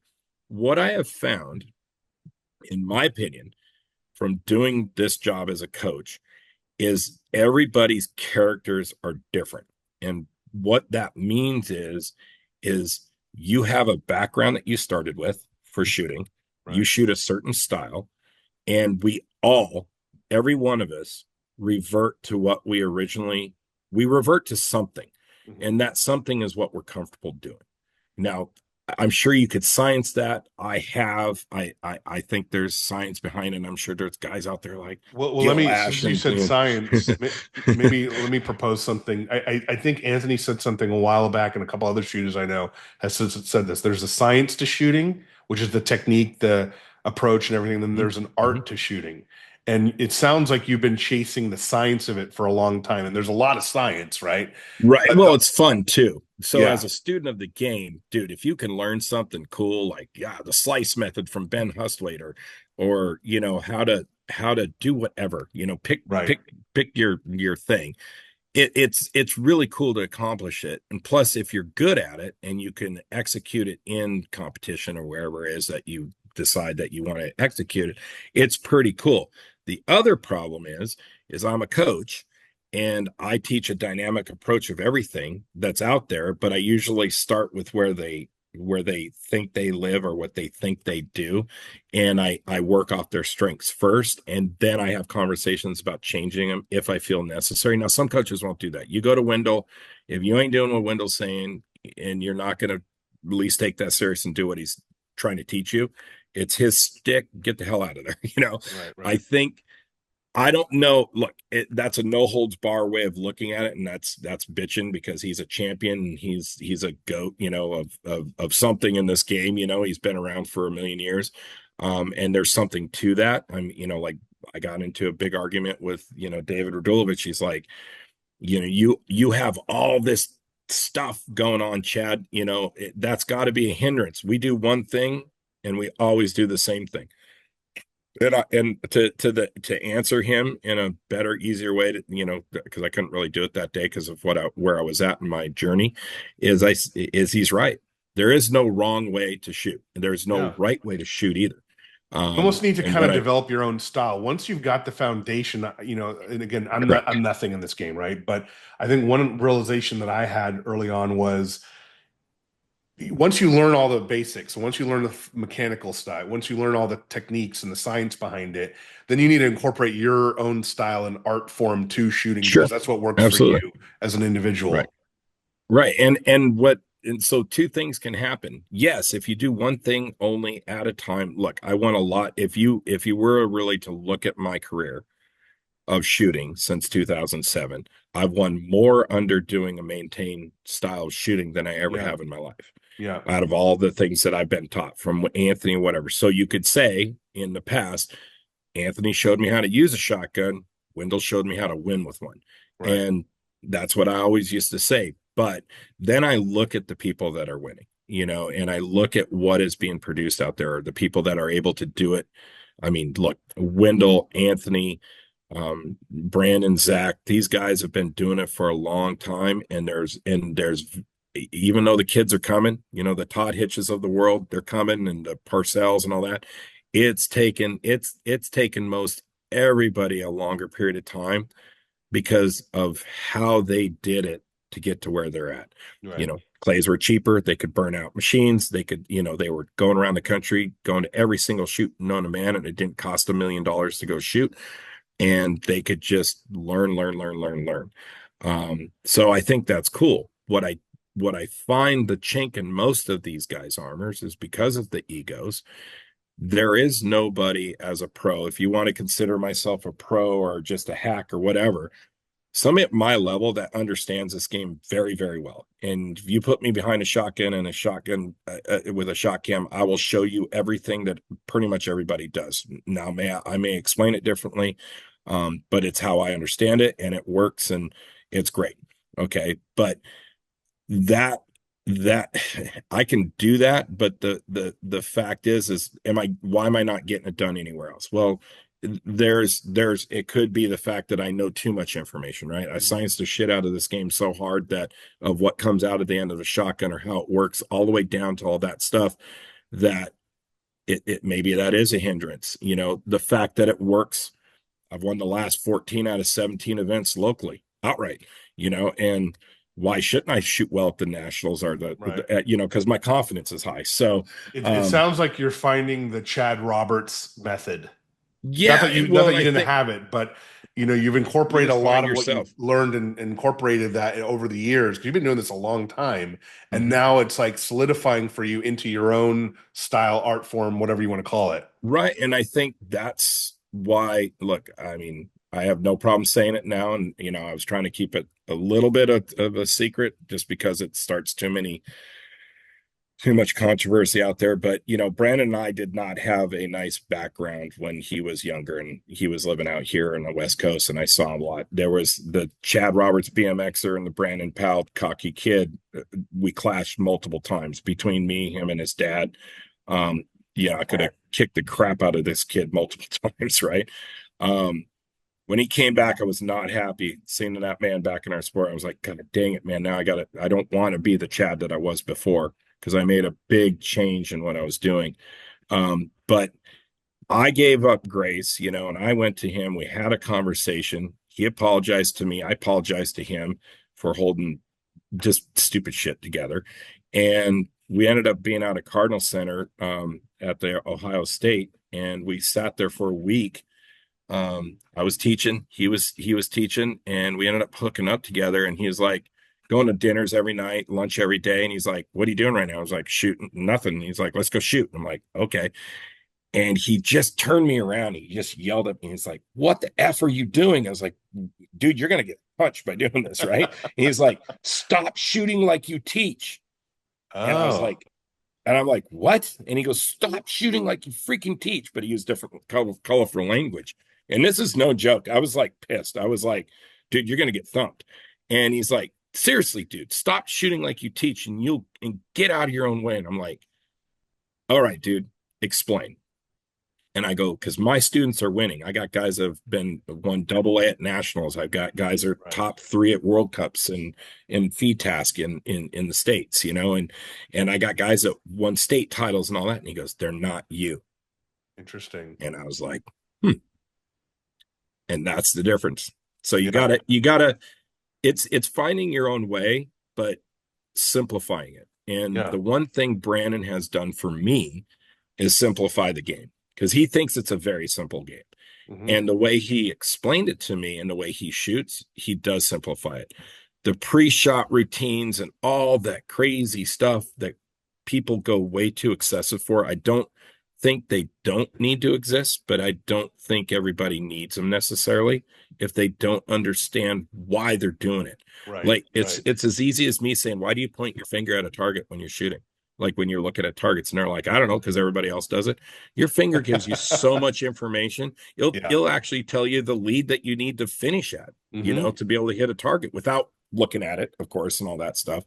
And so that side of the science and that side of thinking about it and simplifying it made sense to me. And I'm an aggressive human by nature because of my background. So again, back to our very beginning of our story, what life things developed me into who I am. I was an aggressive BMX kid, and I had to be very competitive because I had a brother that was a badass at everything he did, and my dad was a badass, and I'm just trying to be a badass, right? So, and I've always been that guy that I've always felt like a underdog in a lot of ways because I didn't have the accolades that some of the guys I was hanging out with did. I mean, I'm sixth guy on a squad of the best shooters in the world that Well, can I we're can I winning ask you about that? everything. Because I actually have this as a Yeah. question to ask you, because you Uh-huh. have shot with the best, and I have those moments, and I'm sure many and many other shooters have these moments where, how do you handle it when you're not the best shot on the squad, or when someone else is hot and you're not feeling it, right? And you're not doing well. How do you handle that? If it's one of my students, I'm super stoked. I'll do anything that I can to just win. God dang it. Please just win for me because it makes me look good. I'll get us, Yeah, no, just totally, please totally. win, do something. Um, when it's me against somebody that I really want to beat, I used to get really pissed about it. Like it would put me in a weird place and but with a weird place that you can't do anything about, right? So now it's just like you're shooting well. You can hit those targets, so can I.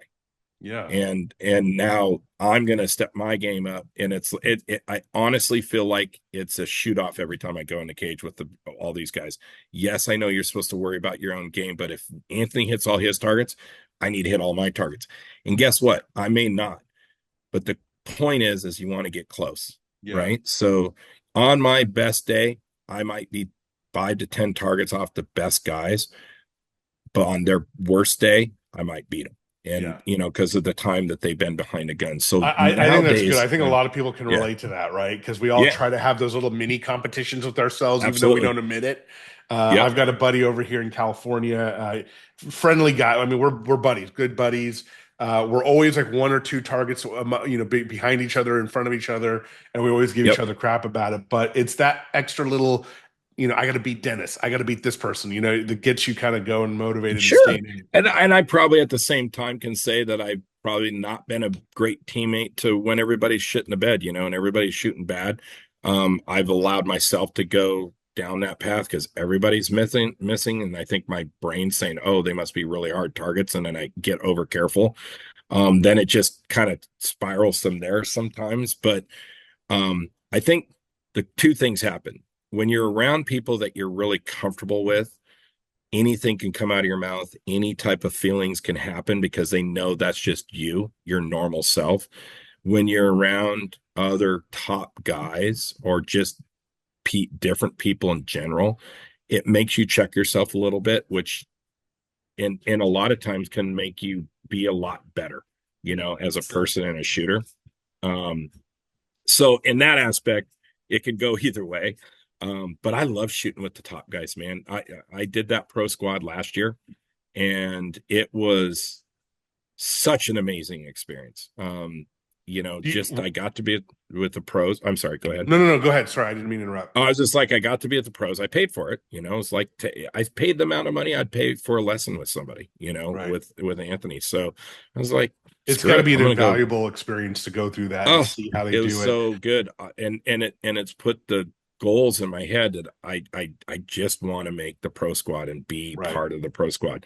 I already get heat. There's people within our game that don't think I'm a pro or they don't think this or that, and of course you're not supposed to let it bother you, but it does because you're running around. I got Blazer as a sponsor and Fiocchi and Ranger, and I got these guys. Some of these guys are paying me, and I'm doing pretty good in the game, but I'm not winning anything. So that gets in your head when somebody's like, well, why would you take a lesson from Roberts? He hasn't won anything. And it's like, he's right. But it just makes me work harder.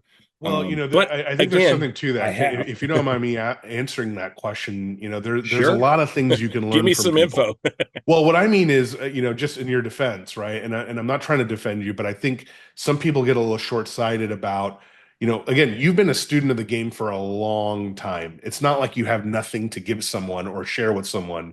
I mean, I've learned things from D class shooters that are lower than me because they just think about it differently. They're coming in with a different set of eyes. And you've been searching like myself. I've been coached by a number of people as well, and I pick nuggets from everybody. And what I've been doing is I've been collecting those nuggets and then forming it into my own game and taking back what I've learned from them and then incorporating into my own training. So there's always something as someone who's a student of the game that they can learn from you because you've been there, you've done that, you've Sure. heard from everybody who's at the top of the game. So I would say there's a lot of value in what you've done. Well, You're isn't that the cool? Isn't that cool though that you can get the nuggets? Because if I compare it to BMX, I remember when I learned, not that I can do them anymore, everybody, but at one time I could do a backflip. Nothing, it wasn't a crazy jump back then. We just jump into soft dirt, but that's how I learned, right? So I'd flip out, land on my head, and hurt myself, and might be out for 2 weeks because I hurt my ankle or whatever, and then I finally pull one, right? And nowadays kids are doing it probably within an hour because they're in foam pits or resi ramps and stuff like that, so they can let it rip and not hurt themselves. I think our game is the same way. Is we got these guys that cut the path, the Dan Carlisles of the world, these people that were very competitive winners. They had their next level of students, the Anthony's and that crew, and then from there you got the next generation, which I feel like I'm kind of one of that next generation of guys where I was taught by that level, right, that right. middle level of people. It's almost like And martial arts. I don't know if you're familiar with martial yes, arts, but there's sure. senseis that pass it on to other Yes, senseis, right? yes, And that yes, information gets passed on by word of mouth and training and all these things. And I always compare clay shooting to martial arts because I took martial arts, and there's a lot of similarities that I see in the loyalty to certain senseis or coaches or sure. certain things Oh, like it that. gets Like I'm crazy. Miyagi-Do versus Cobra Kai, and those kind of things, right? I'm There's Cobra Kai genuinely all the those way. types of mentalities about who people coach with and learn from, but It's and what's crazy is I tell my students this all the time. I'm like, look, I got the chance to. I went and took lessons from every freaking pro known to man, it seemed like, because I was just trying to suck up the information right. and possibly, like you said, find my way. Um, but I would say this, I tell all my students, I'm like, look, if you want to go see another guy to get a different perspective, go. What I ask is you just let me know because I've probably been around these people and I know what they could do. And I don't want to make you have to go backwards too much, right? I want it to make sense that if you're going to spend the money with this person or that person, that you get something. I was talking to a very well-known coach, and his student said, I wanted to learn this technique and I want to go to this guy. And he's like, nah, he's the best at it. Go down there. Maybe you can come back and show me something that you learned, right? Yeah. Came back and, you know, he was just hammering on you all the time and saying, this is the only way to shoot, and it's like, okay, well, that wasn't the point of that doing that. So there is that loyalty. There's the only way is a highway. I say this to those people. I listen to, for example, I love this one, and I don't mind giving him grief about this, and he can talk to me if he wants to. But Windows did a 3-hour interview with David Radulovich, and they were talking about how they've scienced the game, and if there was another way to coach or shoot, they would do it because they've studied it all, right? But in the next sentence, they said, George Digweed's the GOAT. It's one of the greatest all times. There's nobody better. Does it. If he shows up, you're probably shooting for a second. Well, if that's the case, then there's another technique out there you Yeah. want to look Yeah. at. No, That's absolutely. all I'm saying. I'm not saying they're Yeah. wrong. Again, there's no right or wrong way, but that's the point that I try to make everybody, that there is no wrong way to shoot and there's no right way to shoot. I've seen some people that are release trigger people that they have to let go of the gun to go off, and they look like they're throwing the gun down range, but they smoke targets. Yeah. Is it bad? Sure. I mean, I wouldn't teach that, but they're getting it done, Yeah. So I think just trying to, I'm a product of good coaching. Simple as that. I'm not, yes, I've put the work in, that raw determination of making whatever I learned and digging into each little thing of like, man, that's really, really not going to work for me. Just like you're saying for yourself, like on a crosser or whatever. I'm still struggling a little bit. Like, for example, I have no problem talking about this, is like at the US Open on the first day we shot the Promatic course. I was on fire. I shot a 55 out of 60. I think that was the 68 course. 9 of the targets, 9 misses of mine were on middies. and I don't Maybe. miss middies, Okay. and I mean, 9 of them.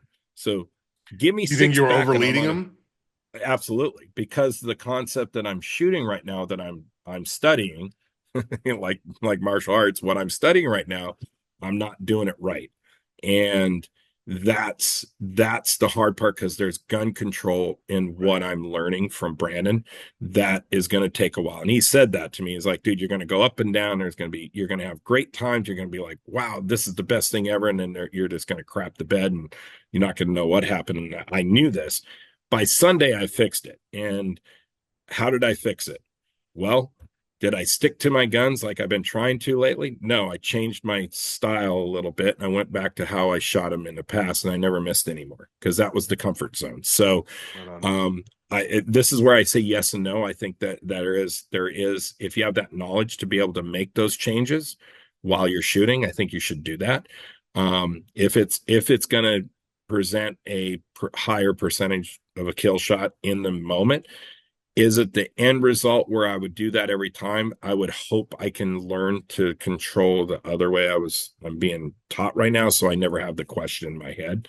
Right. Right. And that's just the work I have to do behind the scenes. But yeah, the everything that Brandon's talking about is like the answers to his style is it is, but it isn't, and yes and no. It's swing through, pull away, maintain, spot shooting, everything all Yeah. balled up into a big ball, with the exaggeration of coming from behind the target as this base center of it. But Right. everything after that, it could be swing through to hold to maintain. It could be swing through to collapse, which is I do a little bit now.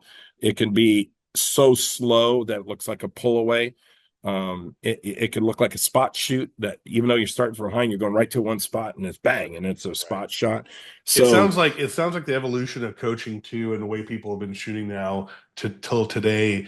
It's gone from more of a like a fixed mindset mentality about certain techniques and trust and confidence in those techniques to more of a growth mindset about, look, there's a lot of tools out there. We're going to incorporate all these tools depending on what it is and who the person is and what they need to accomplish getting the target hit. and that's where I'm living right now as a coach, is I'm looking at my students, and because I'm getting another story is everybody's coming to me locally, and they're like, hey, I know you went to Brandon, you've spent a week with him, you've talked about it on a podcast, da da da da, show me what he taught you. And I'm looking at him like, you don't have enough gun control too. You're not good enough with all the other techniques to be able to understand, when I get you to do what you need to do this, you're going to feel so out of control. And any other coach that looks at you, you're going to be like, what the hell are you being taught? You know what I mean? Like, it's so not, if you don't have good gun control, it's Brandon and I argue about it, that you should be able to teach anybody what he does from the start. And I disagree with that, only because I think it incorporates all the different styles to where you have to have a pretty good understanding and execution percentage of those to be able to incorporate what he does. Well, I want to put you on the spot a little bit, and I hope you don't take this the wrong Sure. way. But No. do you feel like you're gatekeeping a little bit for people? No. I'll show him. And then I So say this what I about the gun control do you think that they're not capable of achieving? the let's see how to explain it. So for example, if I got a guy that I'm doing the stuff that I teach normally, okay, I'm going to spend, you learn, this is how you do a pull away. This is how I think you should do it. This is how you do a swing through based on leads. This is how you do a maintain pull away or whatever. And I have it cut down to make it a little bit easier for each person to decide when or when not to use the technique that is offered. And some of the lead concepts give you an ability to pick multiple setups. So, for example, if I have a person shooting 0 to 3 feet a lead, or 3 targets a lead, or whatever you look at, whatever your perception is, I will let them shoot maintain or swing through. I find that a human being that doesn't have an uber a lot of control with the gun cannot pull away on a small amount of lead, because they end up, by the time they pull the trigger and their eyes get in sync with everything and they pull away too much before they can feel it. And that when the feel happens and they pull the trigger, it's too much. So all a swing through is a modified pull away anyway. I'm allowing you to move the gun farther, more movement, which gives you a little bit more control. I can control a space between my shoulders with my hands like this a lot easier than controlling from one eye to the other really fast. So if I put my finger on your right eye and go to your left eye and go back and forth slow, I can do it. But if I go really fast, I'm all over your head. I'm outside your both sides of your head. But on your shoulders, I can control that slow, fast. I can look away and I can control the speed because it's a larger space. So I use different lead factors. Based on those lead factors, I can give you a better concept that I feel will give you a better, higher higher percentage kill ratio. So 0 to 3 feet of lead, you're a swing through if you got a lot of transition, or you're maintain if you don't have time or real estate and you're on a flat line. 4 to 6 feet of lead, start pulling away from the target, or I'll maintain the target. And I can do what I call a +1 pull away, which is like a little bit of lead to pulling away the rest, because you're still controlling that.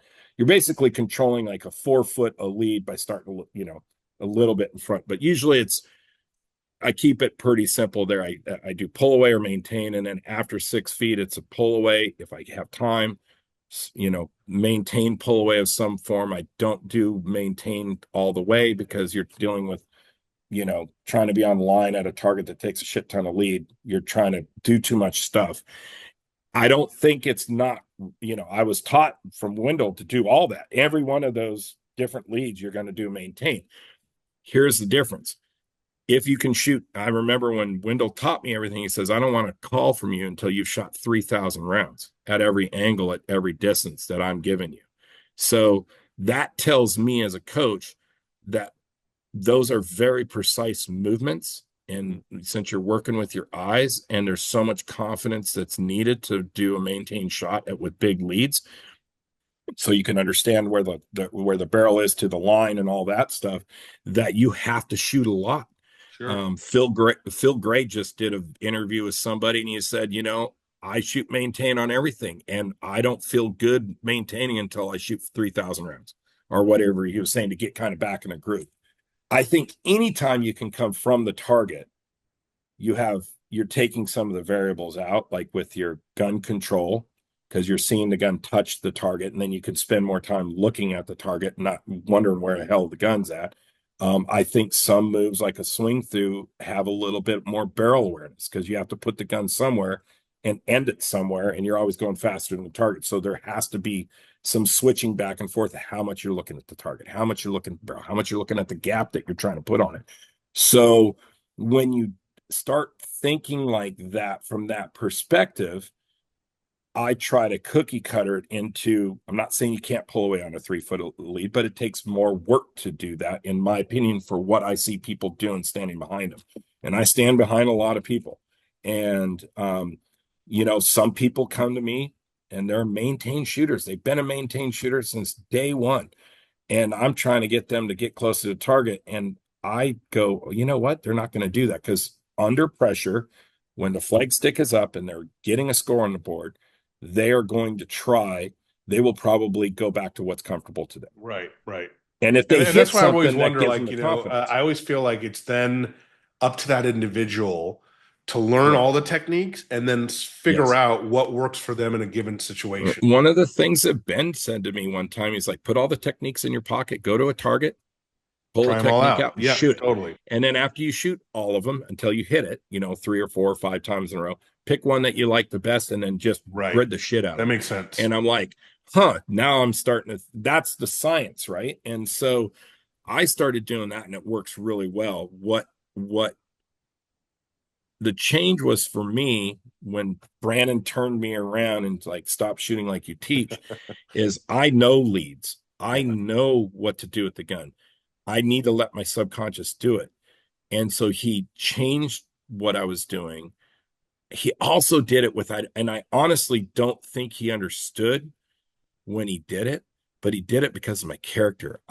My brain works really slow because it's a racing brain. So I can execute things very quickly in my brain, like an F1 driver, because we're trying, you'll kill yourself on a bicycle if you don't. And I got to move around somebody's back wheel that's 1¼ inches wide and not hit their back wheel and go through corners and stuff like that. And I've always been very slow in the brain, but my body is just like, full on just aggressive. And I've always Interesting. been You told, think so? even, You think it's slow in the brain though, but body speed, huh? It's yes. not like And fast thinking and fast movement body. No, no, okay. no, no. Because everything feels slow to me. And I'll tell you why in a second. Oh, So I see what you're saying. Wendell used to say, like, calm down, no amperage, no amperage. You hit me in the back of the head, no amperage, calm down. And I'm an aggressive guy, right? And I'm like, okay, so I start standing all, being kumbaya, like, okay, cool. And it worked, right? But I fought it for years, and Yeah. I never understood that.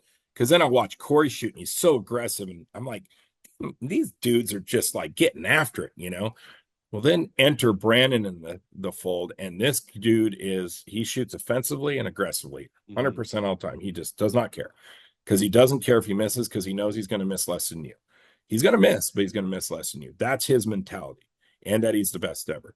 So, he even told me that he's like, look, George is the GOAT.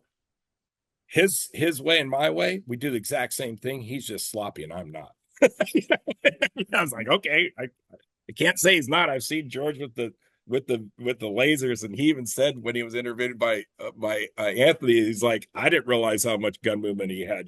Like he didn't even realize he had it. But anyway, Let me that's ask my you something story. about So, all the different pros that you've worked with. Obviously, they're all different. Obviously, they have mhm, different styles, different approaches. sure. Is there anything similar about all of them? Yes, the absolute unwavering will to win.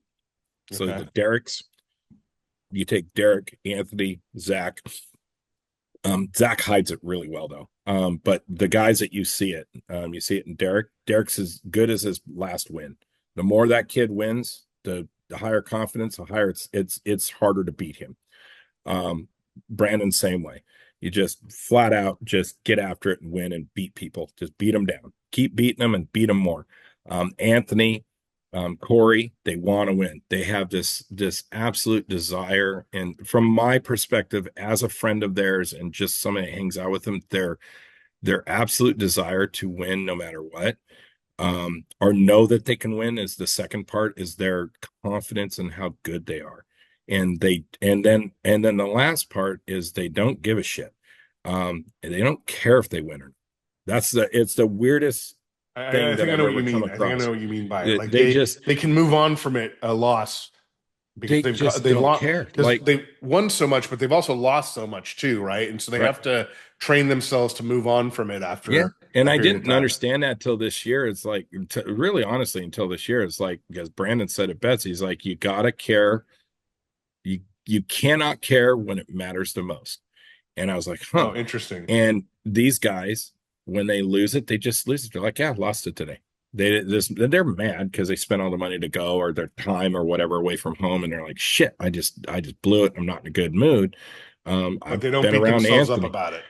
Yeah, I've seen them beat them up themselves a little bit, but they get over it a lot quicker for sure. Yeah. Yeah. But they're just so off on this, like, they'll just they're good at that. They're really, really good at when they shut it off, they truly shut it all off, and it does not affect their next day or their next round or anything. They just that they're literally, it's just that's it. But their desire to be the best, know that they're best. It's like I have 10 friends that think and know, and put them on a lie detector test that they're the best in the world. That's them. I mean, Wendell, Derek, Anthony, Brad, and these guys. I mean, they will literally. I bet you money they would clear a lie detector test if you asked them, are they the best in the world? They'd say yes. Yeah. Like, that's how good their Okay, confidence is that's just, actually and an that's interesting pretty. way of saying that, but yeah, that makes sense. They have the you know, confidence, right? What you're saying is yeah, they they have do. utmost confidence in their ability Well, and I think that's the themselves. They put game. in the time, the experience, etc. Yeah, that's the game. And I argued this with Dawn for a long time, and I still will to this day. And again, she helped me with some things off the course. Um, You're referring you to know, Don Grant.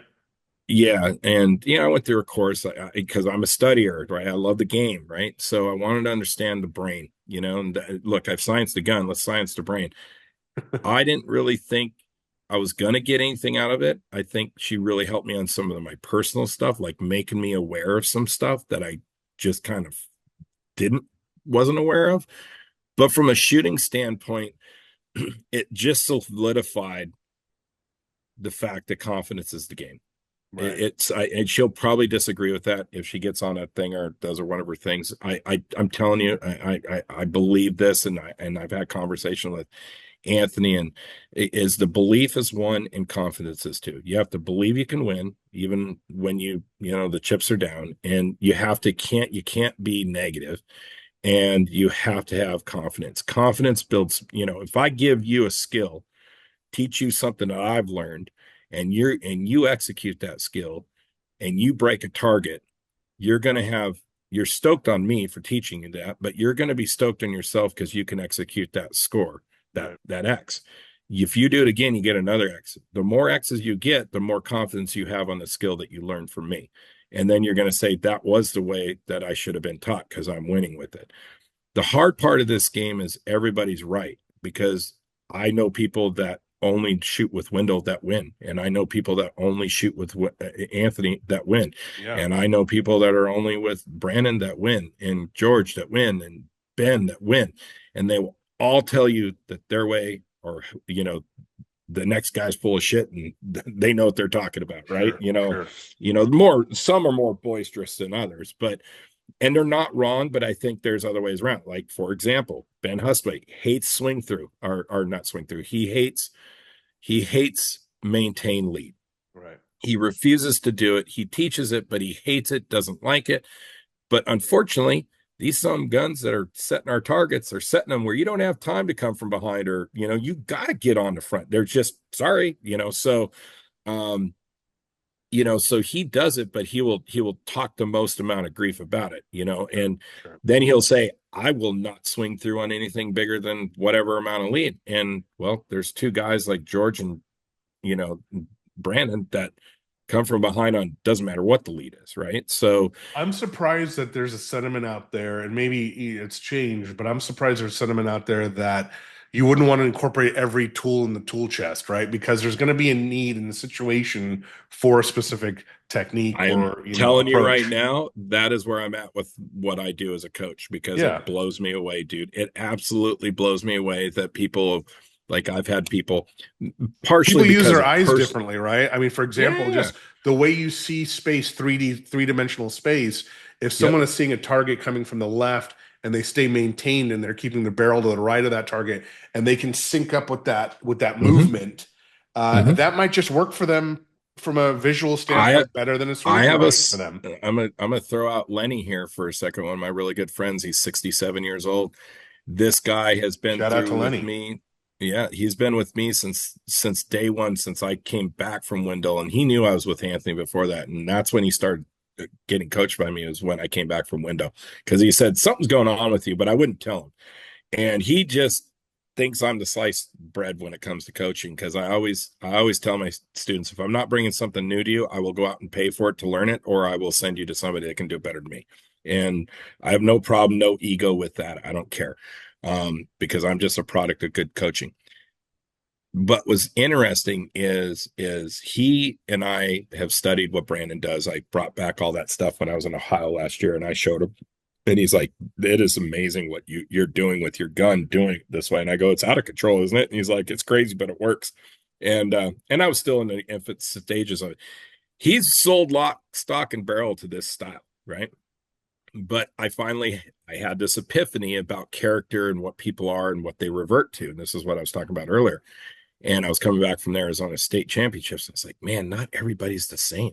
This is bullshit that we're trying to push this narrative on everything. Everything I've done in my journey as a sporting clay shooter is not because Wendell's the only way, or Anthony's the only way, or this guy's the only way. It is a combination of it is literally a journey, and everything we've learned through that journey combines into whatever we end up doing.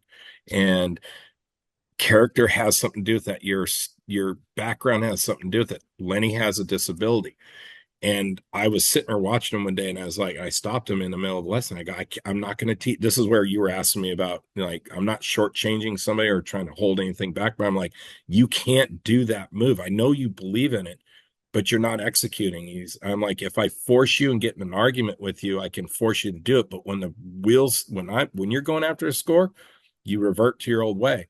And he goes, yeah, you're right. And I said, so what we're going to do is we're going to look at what way works best for you, and we're going to learn to execute that the correct way and Exactly. do it right every time. And dude, his scores, and he went into master, and he's like, okay, this, he goes, I really want to do this thing. I'm like, you can't, your movement doesn't allow you.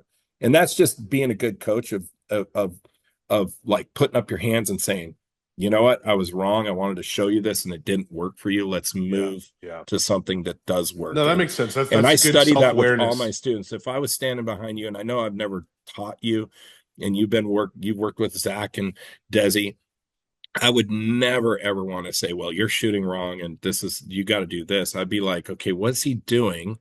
Where can I help him? Hmm. And with my knowledge, because here's the, this is where I kind of, this is where, I don't know if this is going to go over very well, but let me explain this. If you put me in a room with Anthony, let's see who else, Ben, um, I don't know, Brandon, named coaches and put me in there. Who's the only one that has gone to multiple coaches to learn how to shoot? Me. Who has studied under multiple coaches till they understood what they were doing? Me. These guys don't go like Anthony. I'll give him a hall pass because he does have somebody to go to, which was Dan. He always, he does revert to go to Dan every once in a while to get a tune up or whatever. But you But don't think that they're talking to each other about their stuff I and think learning they from do. each No, other? I think there's a core of them that do, like your Brads of the world, Brad, Anthony, Zach, Theo Ribs. They all kind of, because they have all either have taken lessons from Anthony or have had Anthony stand behind. So I think there is a what where do pro people go? They probably, the one that's in the States is probably Anthony. Sure. Overseas, I think there's some top people that go to Ben that don't want to be told that they've been under Ben.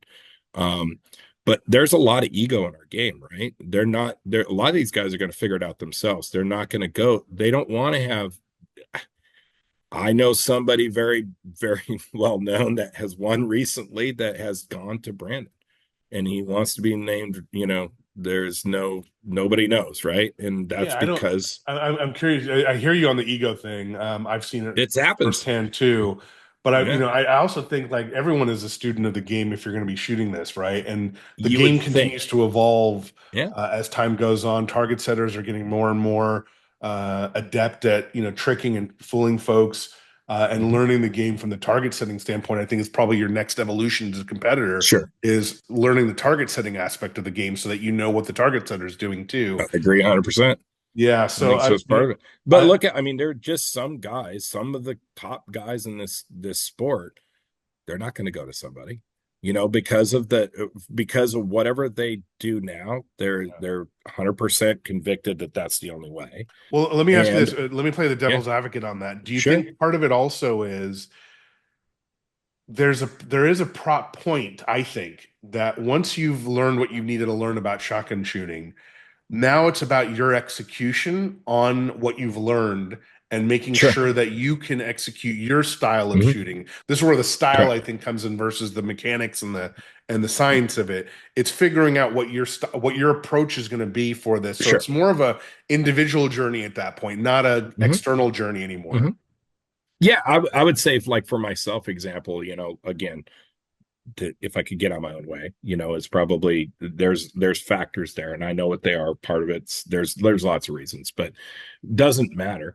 The fact is if I could shoot to my what I consider my potential, and that's not winning. To me, potential can mean multiple different things. For me, my potential is I can walk out of the last cage of the day going, I put the absolute very best foot forward, regardless of the score, Yeah, and yeah. just feel good about that.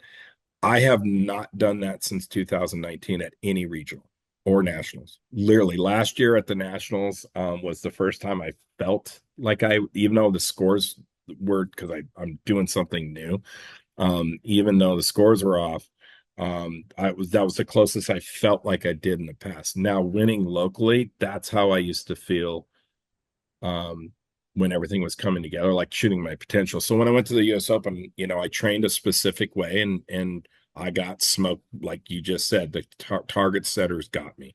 I thought they were going to run some big, fast Northbrook style, not a lot of crazy, the stuff that I got. And it ended up being mid-length targets that were slow, or if they were far, they didn't have a lot of spring on them. They had a lot of curl, and they just ate me alive, And then add the background. We're not used to it, as you know, of what we shoot out here compared to there. But outside that, I have experience in that area. It was just like, yeah, it wasn't that I wasn't hitting. I was hitting all the targets. I just wasn't running the stations, So you miss one on a station, you do that 4 or 5 times, you're down 5 targets on a very, low target count I course, really like right? what you So said about how your focus now is on not score, but literally putting everything out there in terms of making sure that you shoot to right. the best of your ability, not leaving anything behind. I Yeah. was talking to Jay Waldron, who'd been the U.S. Olympic Uh-huh. coach with Lance Spade, and they were mentioning that about their shooters, how it doesn't matter the score, it doesn't matter the result, Right. as long as they felt that their shooters had put everything out there, that's all that matters because that's, Right. every day is going to be different. There's luck variables involved, there's weather variables involved, there's other things. But if you did everything within your power to produce the best result that you can, and if that happens to Mm-hmm. be the best for the day, great. If it doesn't, Yep. you know that you Yep. did the best you can. And I think that's that's a the great that's realization. yeah, it's just me coaching myself, right? So, Yeah. the reason why I did go to some of these other coaches, like Ben, for example, is because at the time I just thought, shit, I'm this struggling pro wannabe guy. Who the hell do I go to? And I need help. If I can go to Anthony, Anthony is probably one of the, I would say Anthony, even David, even though he's such a good kid. He's my friend. We've done lots of clinics there, but he's a psycho. Um, Anthony is probably one of the few coaches I would say that a pro could go to because he's won so much already Mhm. that he knows, and this again goes back to the ego. He knows that even if he teaches you everything that he's ever taught you, on his best day, you're not going to beat him. That's how he feels. So I think guys, David feels that way. On my best day, you're never going to touch me, and it's like, Well, there's one part they, to that I think they say is that it's just because of experience, right? Because at correct, the right? end of the day, regardless of what you've trained and what you do, they just have so much experience under their It's belt. and look, and that's one thing. I don't care which coach is standing here or who you're talking to. If my face wasn't here and somebody else is there, they can't teach you experience. They can tell Right. you, and I think that's where Ben and we've even argued it. He's like, don't go to a coach unless they've won a title, and I'm like, okay, you're right, but what about me, Ben? I haven't won a title yet. He's like, you won in other sports, and you've been at the highest level in other sports, and you may not be there here, but you've done it at a state level, and you've gotten close at some of these bigger regionals and stuff over the years. He goes, but you have accolades from the past or other sports, and I'm like, okay. So I agree with that, and I don't agree with it. I mean, I know some good coaches out there that don't win. We all do, right? And they're just really students of the game, and they're just there really to help people, and we need those people, right? So, um, I'm willing to teach anybody everything it takes to beat me if you're a local guy or to compete at the highest level. I feel like I have in the past, and I feel like I'm on my way back into getting there again. Yeah.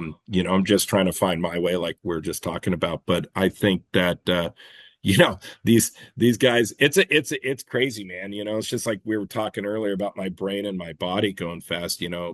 With Brandon, he allowed me to get to the way that you shoot this style, you can be aggressive, you can be offensive or whatever. So I feel like I can just be myself, and my mind and my body is matching. Now that's funny that I say that, because when I No, no, was no, that's doing great though. this, That's a great I was realization. doing I was doing the Scoops episode with David, and we were comparing our styles on the Dead Parrot guys, and we he was like, Jesus, you look like you're going a million miles an hour, like my pre-shot. And I was like, no, I'm not that fast. And I'm looking at this one scene, and I'm literally in the cage for like 30 seconds. I'm looking at the targets where I was going to shoot.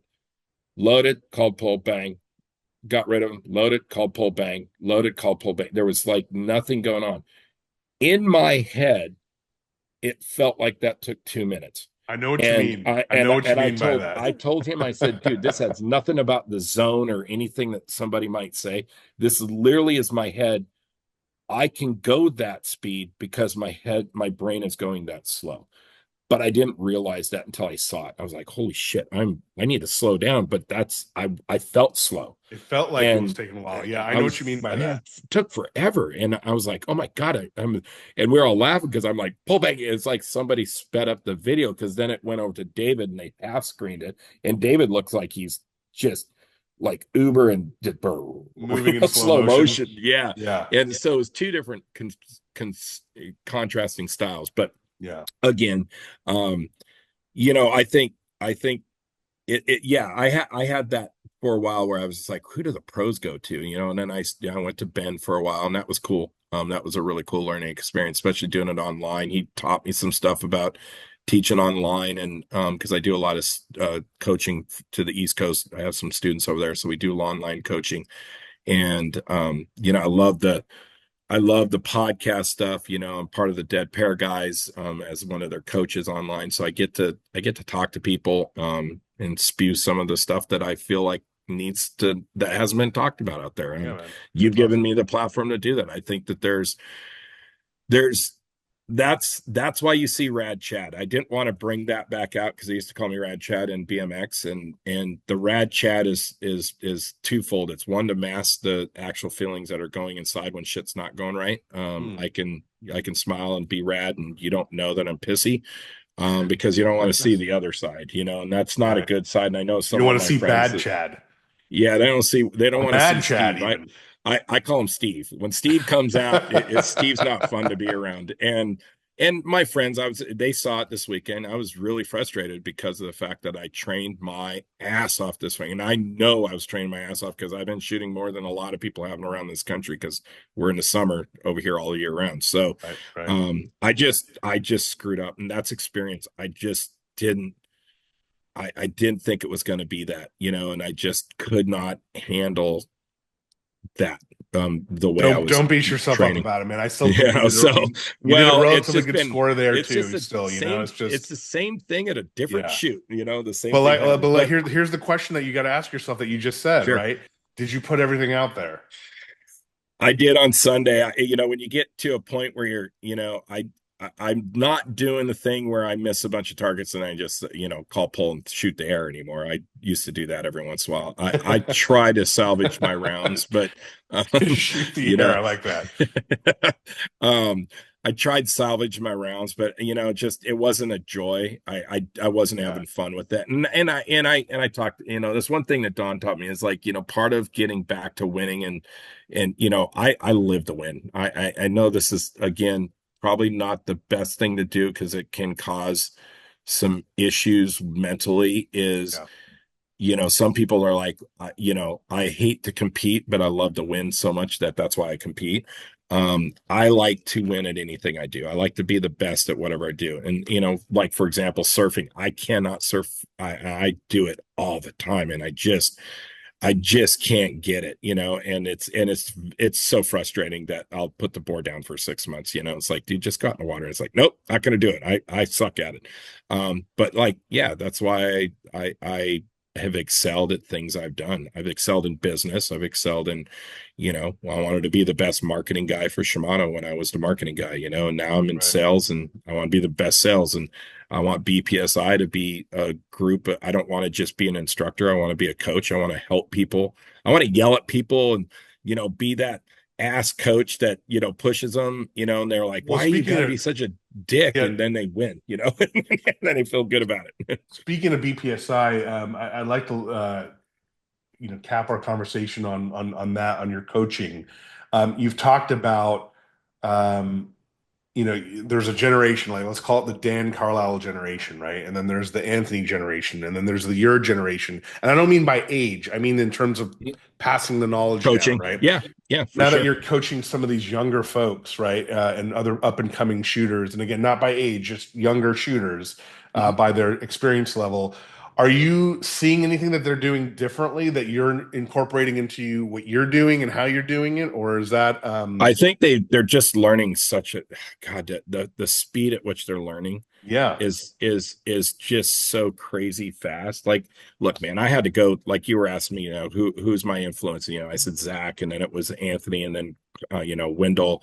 I would say that, between, Derek Mine and my teammates and all the way up to now I'm with Brandon, and all influenced me at some way a lot in my game. Um, I'm seeing people that don't even know who these guys are, or they've never met them, right, and they're absolutely monsters with shotguns, sure, and they can get it done. Brady Souza, yeah, I don't know, Brody, I don't yeah, know, or Brody, sorry, I'm pretty sure he doesn't know some of these guys personally like I do. And I don't think he's taken a ton of lessons from all these guys that are out there that are capable of giving lessons, like the Bens and the Derricks yeah. and all. I He's think not he's a flying. student of Will Bruce up here in Northern Right. California. I know Brody. Exactly. Yeah, he's a And the great kid shot, is great kid, great shot. freaking killing it. And Yeah, that's bitching to see. These kids are just the coaching is there. So obviously, Will's done a great job with them, right? Why has he done a great job? Because Will's a good shooter and he understands the game. hmm And now it's on to Brody to go out and get the experience, and he is. He just kicked ass over at the AZ shoot, and now he's doing well at these other shoots. So I think that's what I'm seeing with the younger generation, or per se, of shooters, is just the how fast they progress. And it's like, right.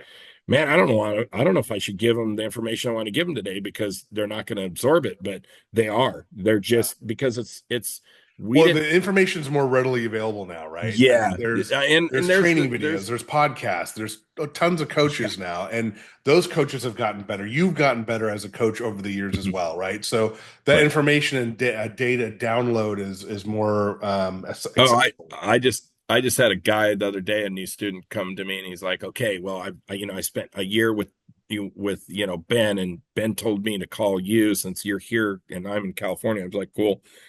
And this kid is pretty dang good, and it's like, okay, well, I'm gonna tweak this and this, but it's not like starting fresh with somebody. It's Right, pretty cool. It's right, it's right. really neat to see that the information that is being put out there, again, right or wrong from your perspective as a coach or a person in this game, you might think, the Brandons of the world think their way is the only way, or whatever they're doing is the only way because they're winning with it. But other people are doing the same. They all think their way is the way, but the fact is that the information is there and people are sucking it up and doing what you're saying, and kind of building their own little ball of what works for them. And I find that the new the style that I'm chasing, or if you want to call it a style or a technique, is shooting free. And I think all of the methods can be shot free. I think there can be a combination of all the methods. There can be what, like Brandon does, everything. The end goal should be able to shoot for free, where you can literally let it go and Where you're just not do it. thinking And about what technique you're shooting. I don't want to put right, words in your mouth, but you're not thinking about it. You're that's just it. doing it. No, yeah, that's shooting free. And I Yeah, think that's like I was out when I was riding, when we were training on tracks and stuff, it was all technique and pumping and jumping and doing certain things with how we turn the bars and the wheels and all the right. technical shit. And then when you get after it in a race and you're in front and you're going for a world title, you're just letting it go, Yeah. and it's doing it free.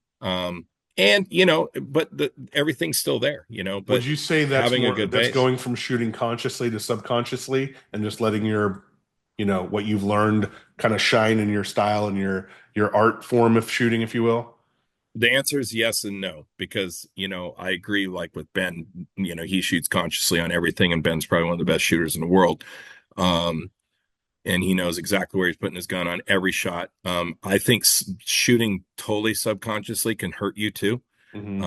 I get students every once in a while, if I just had a mental game and could shoot subconsciously, I'd win. I'm like, I'm going to tell you right now, that's an awesome thing to do. If you can turn it off, that's cool. But it's like a nagging kid that's sitting there on your shoulder going, Dad, Dad, Dad, Dad. The only time they're going to stop saying dad is when you say, what's up? And they go, nothing, just saying hi. Okay. And then you go back, and about 10 minutes later, it's dad, dad, dad. If you can shoot subconsciously in a shoot per se, I guarantee you the conscious side's gonna come up when you get called up for a shoot off and I walk out there with a case of Right. shells saying, "You ready to do this?" That makes You know, sense. Yeah. Yeah. you're gonna be like, you're gonna get conscious. And so you have to be able to control it for one, obviously, but you have to be able to do it, in my opinion, subconsciously and consciously, Yeah. especially if the wheels are falling off. If you're out there shooting subconsciously and the wheels fall off, you have two choices: just let them fall off and let the round go, which a lot of guys do. They just throw it in the garbage, or try to salvage that round. The only way sometimes that is to get really conscious, knowing exactly what you're doing with your gun, knowing leads, techniques, everything, and going to a process orientated thought, a thought process that's a orient. Jesus, I'm not trying what I'm saying. You get to a point of your like a thought process that is strictly process based, and it's very, you know, cookie cutter. I'm going to do this, this, and this. It may last for one bird or two birds or a cage or four cages, but you got to do that until you can get back into the subconscious mind, or getting to the point where you can let it go free. And then usually that's caused by hitting some X's and getting back into it. I had that happen this weekend. I started flowing really well, and I was just like, yeah, I'm gonna let it rip on all these targets. And then I came to the station where it was really technical. And I'm like, man, I gotta really get here, put the gun here, get here, put the gun there, and repeat, you know, and do it over and over. And I was very conscious of what that was, and it got me through that stand. And then I could go to the next stand, and it just happened to be some targets I'm very, you know, that I could do that. And then I go to the next stand, and it was a big long crosser, you know, at 45 yards across the pond in the water. And I'm like, man, I got to do this perfectly or I'm going to miss a target. And so you get conscious because you're thinking about not missing. And then you're like, okay, I got to let it rip. So what are we going to do? So the conscious mind gets into it. And I think there's a fight between the two. Sure. And obviously, the guys that do it for a living 100% of the time since they're 8 years old have an easier time getting into a conscious state or a subconscious state, but they also have bazillions of rounds down range. Even you and I don't have that. Well, I definitely And, don't, but yeah, I hear you you know, though. I've been It takes a shooting, long you know, time to develop that. yeah, I almost got 100,000 rounds of registered targets, and I still feel that there's a very large part of my game is conscious about what I'm doing. Now, Brandon's trying to pull that out of me and get to Sure. the subconscious, but during the learning process, I have to be conscious. So Sure. Sure. Makes I sense. fight that just because Yeah. of my coaching too. I've had people saying, don't look at the barrel. Then I have coaches say, you got to see it and know where it's at every time. You know, and I'm a very conscious person, about visual person with my barrel. So, Right. you know, just teaching you know, a process based, you know, concept or, you know, technique, that can be repeated, is in my opinion, the only way that you can, get to a point of, you know, self-correction. Because if you're truly shooting subconsciously, then you don't know where the gun is. You don't know what you did to it. You're going to tell me you shot low and you really shot high because you're just looking at the bird. So the guys that just sit there and say, just look at the bird, that's great if you've got enough rounds to that your brain knows where to put that gun. But if you don't, you better learn, Right. you know, and Right. that's the difference. And, you That know, makes if you've sense. had a coach since you were 8 years old stand behind you doing it right under those situations for years and years and years while your brain is developing, and then you turn around and do that with that same coach standing behind you during a big competition, and then you go win worlds and all this stuff like David Radulovich has, his conscious mind is in tune with his subconscious, so he can go subconscious Right. very, very easily with a little bit of training, you Sure. know. But he told me, for example, he told me after the worlds this year when he got silver against Brandon, he said that was the most expensive worlds or title that he's ever had. And I said, what do you mean? He goes, I shot 7,000 rounds, you know, before the worlds. And I'm like, yeah, your technique requires it to be perfect. It's one of those perfect playing techniques, you know, like that's how Wendell describes his guitar. You know, in that video he was saying how he slurs the guitar, he plays it perfectly. Slurring is kind of being sloppy and not being perfect. And I think their style of shooting requires you to be absolutely perfect, and it requires a lot of rounds. And I think if you can do that, you go out and win the US Open like Wendell did, or you go out and get silver at the Worlds. Right. Right. I think if I can find my flow or that shooting free in myself and not try to be the coach Chad shooting or just the Chad the shooter, you're going to see some cool things out of it, and I think I could get back to, being competitive at the highest level. So No, I that's think where I I'm think at. you will, man, and I think you can. And like I said, you've If been a not, student of the you've been a student of the game for a long time, and I think you've learned a lot. And there's a lot of good things that people can get from you, sure. from being coached by you. So I just want to say I appreciate you, man. I appreciate you, one, being open and willing to share kind of your experiences, because not a lot of people like to share this type of information, but I think it can be really helpful for people to understand what that clay shooting journey can be like. So I just want to say thank you for joining me on the podcast today. Yeah. First off, thank you for letting me be here and to voice that stuff. But, I learned a long time ago, we're just humans, and everybody puts their pants on the same way. I have good hair though, so that's a good thing. So Yeah, if I don't shoot damn you, you well, do have great hair. I will hopefully still look good.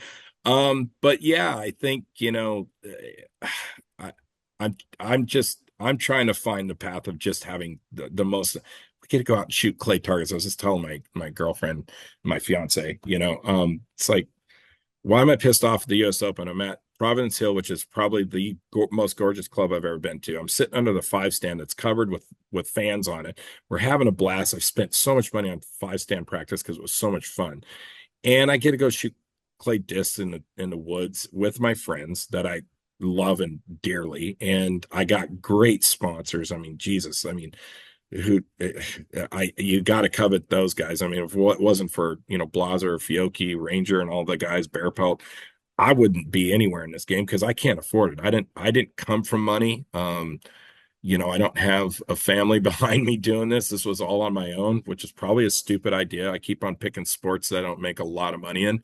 But man, I To me tell you what, the both. coaching, the coaching has been just, I love coaching. Yeah. I really do dig it. I hope one day, it sucks I'll have to do this, but I hope one day I'll win something and then people will listen to what I have to say. So about coaching. Well, I think a lot of But people are going to listen to what you have to say. Don't try not to beat yourself up too much. Again, like I so said, you're but look, I've learned, I've been very fortunate to have the friends I have in this game. I have people like you. We've talked a lot offline before about just what we've been through. I appreciate you more than just for some of the conversations I've had in parking lots at the grocery store with you for hours, over the years, because it's tough. This game ain't easy. It's an individual game. It's humbling as crap. I mean, you can be on the biggest high like I was for 17 weeks where I won all these events and then go to the US Open and, I think I averaged 79 for the whole week, and it was just, I couldn't get it going. But at the same time, again, I was at Providence Hill. I got to see some great shoot offs. yeah. I got to see the best shooters in the world going at it, and I'm part of that crew. And whether you think of me as a pro or not, or somebody that is I'm trying to make this my game. I'm the reason why I keep my job is because I love working at Shimano and I love what I do and I have benefits. But I'm at it. I've been there for 30 years, so it'd be stupid for me to Wow. leave. But I do make, probably 70% of my incomes from this game, from teaching and sponsorships and actually shooting for money here locally. So, That's great. so I'm still in California and I'm shooting a firearm. So I guess I'm doing okay because it's so expensive here. But yeah, it is humbling. I've wanted to quit. God, I can't even count how many times I've wanted to quit. It's like maybe I should just walk away, and because it is a beat, it's a beater on your old ego. You just get beat down sometimes. But Well, let me again, ask you one there's last people let me like let me you to ask you keep it one last positive. question about that, because you Sure. might be the right person to ask this. Since you've wanted to walk away from it a number of times, what's kept you in it? Good question. The love of it. I know. And And this keep, is and keep this it is where succinct, Chad. Keep it succinct. Just yeah, say what exactly it is that keeps you yeah. going. Some Is it people your would say this is a students? Is it your competitive drive, or I haven't achieved what I wanted to achieve yet. there you And I go. just That's haven't good. I I just like that. haven't I just haven't shot to where I could lay it all online and feel good about walking away. Well, I what have would be not the done that win yet. that would make you go, I could walk away from this now that Oof. I've done this? Boy, now you're really putting me on the spot because if I win, I'm gonna never want to quit. I say the one that would give me the ability to quit would be probably, I could say I've arrived and that it wouldn't matter, would probably be either, man, I would probably say the one of the three, the big ones, nationals, FITAS Worlds or the English Worlds. Yeah, Again, with that being said, you got to go to them to be having a chance. So I'm not going to English Worlds this year or the FITAS Worlds. So it'd have to be the nationals. You know, yeah, if I could get one of those off, I could say, okay, I've done it. I'm there. I would probably shift my focus to helping more people achieve better like me that yeah. have the drive and to get to that level if I could. If I was to actually get that out of my thing. But I think that's it. I think just I Yeah. haven't I talk to Jen about it all the time, you know. It's like, you know, she's like, you got three choices. You can quit, you can continue to get the shit kicked out of you and come home upset and you know, bury your head in the pillows, or you can grind it out and go have fun doing it and get whatever you can get out of it. And that's where I'm at. I've made that decision to just keep on Oh going yeah. and grind it out and have fun doing it Well, because I'm glad to hear that, not Chad. everybody gets I'm to glad do to. what they want to do. Well, So one, like to your earlier point, we're blessed to be able to even shoot these games, right? Especially in yes, sir. today's environment. Hopefully that changes. But two, we're out here having fun, man. At the end of the day, no one's Mhm. making a ton of money doing this, even the top people in the world. This is just a great sport. It's a great discipline, great people, and we're just blessed to be able to do it. So keep grinding. I'm sure you'll get there. Yeah, I'm it's gonna predict. like last year, my I got my gun broken half the state, so I couldn't even go Right. after anybody to see if I could get a title again. But hopefully, will I see you at our state down here? I will be at state this year, so I'm looking forward to Yeah, that. so But I'm looking yeah, forward to that, and I'm looking forward to all the shoots that we can get out to. And I'm glad you yeah, got your man. gun handled and got your stock ready to go. I think you're going to be really excited about that I'm long really term. digging my gun, and Greenwood hooked me Cool. up. I Yep. spent some time with him in Kansas, and it was a great time. So, but hey, Get Chad, that. I really Get. appreciate you, Hey, man. no problem. Thank you again for being so open to do this and being open about your Not a problem. experience. Thanks, guys. Thanks for having me on. Take Appreciate care. you.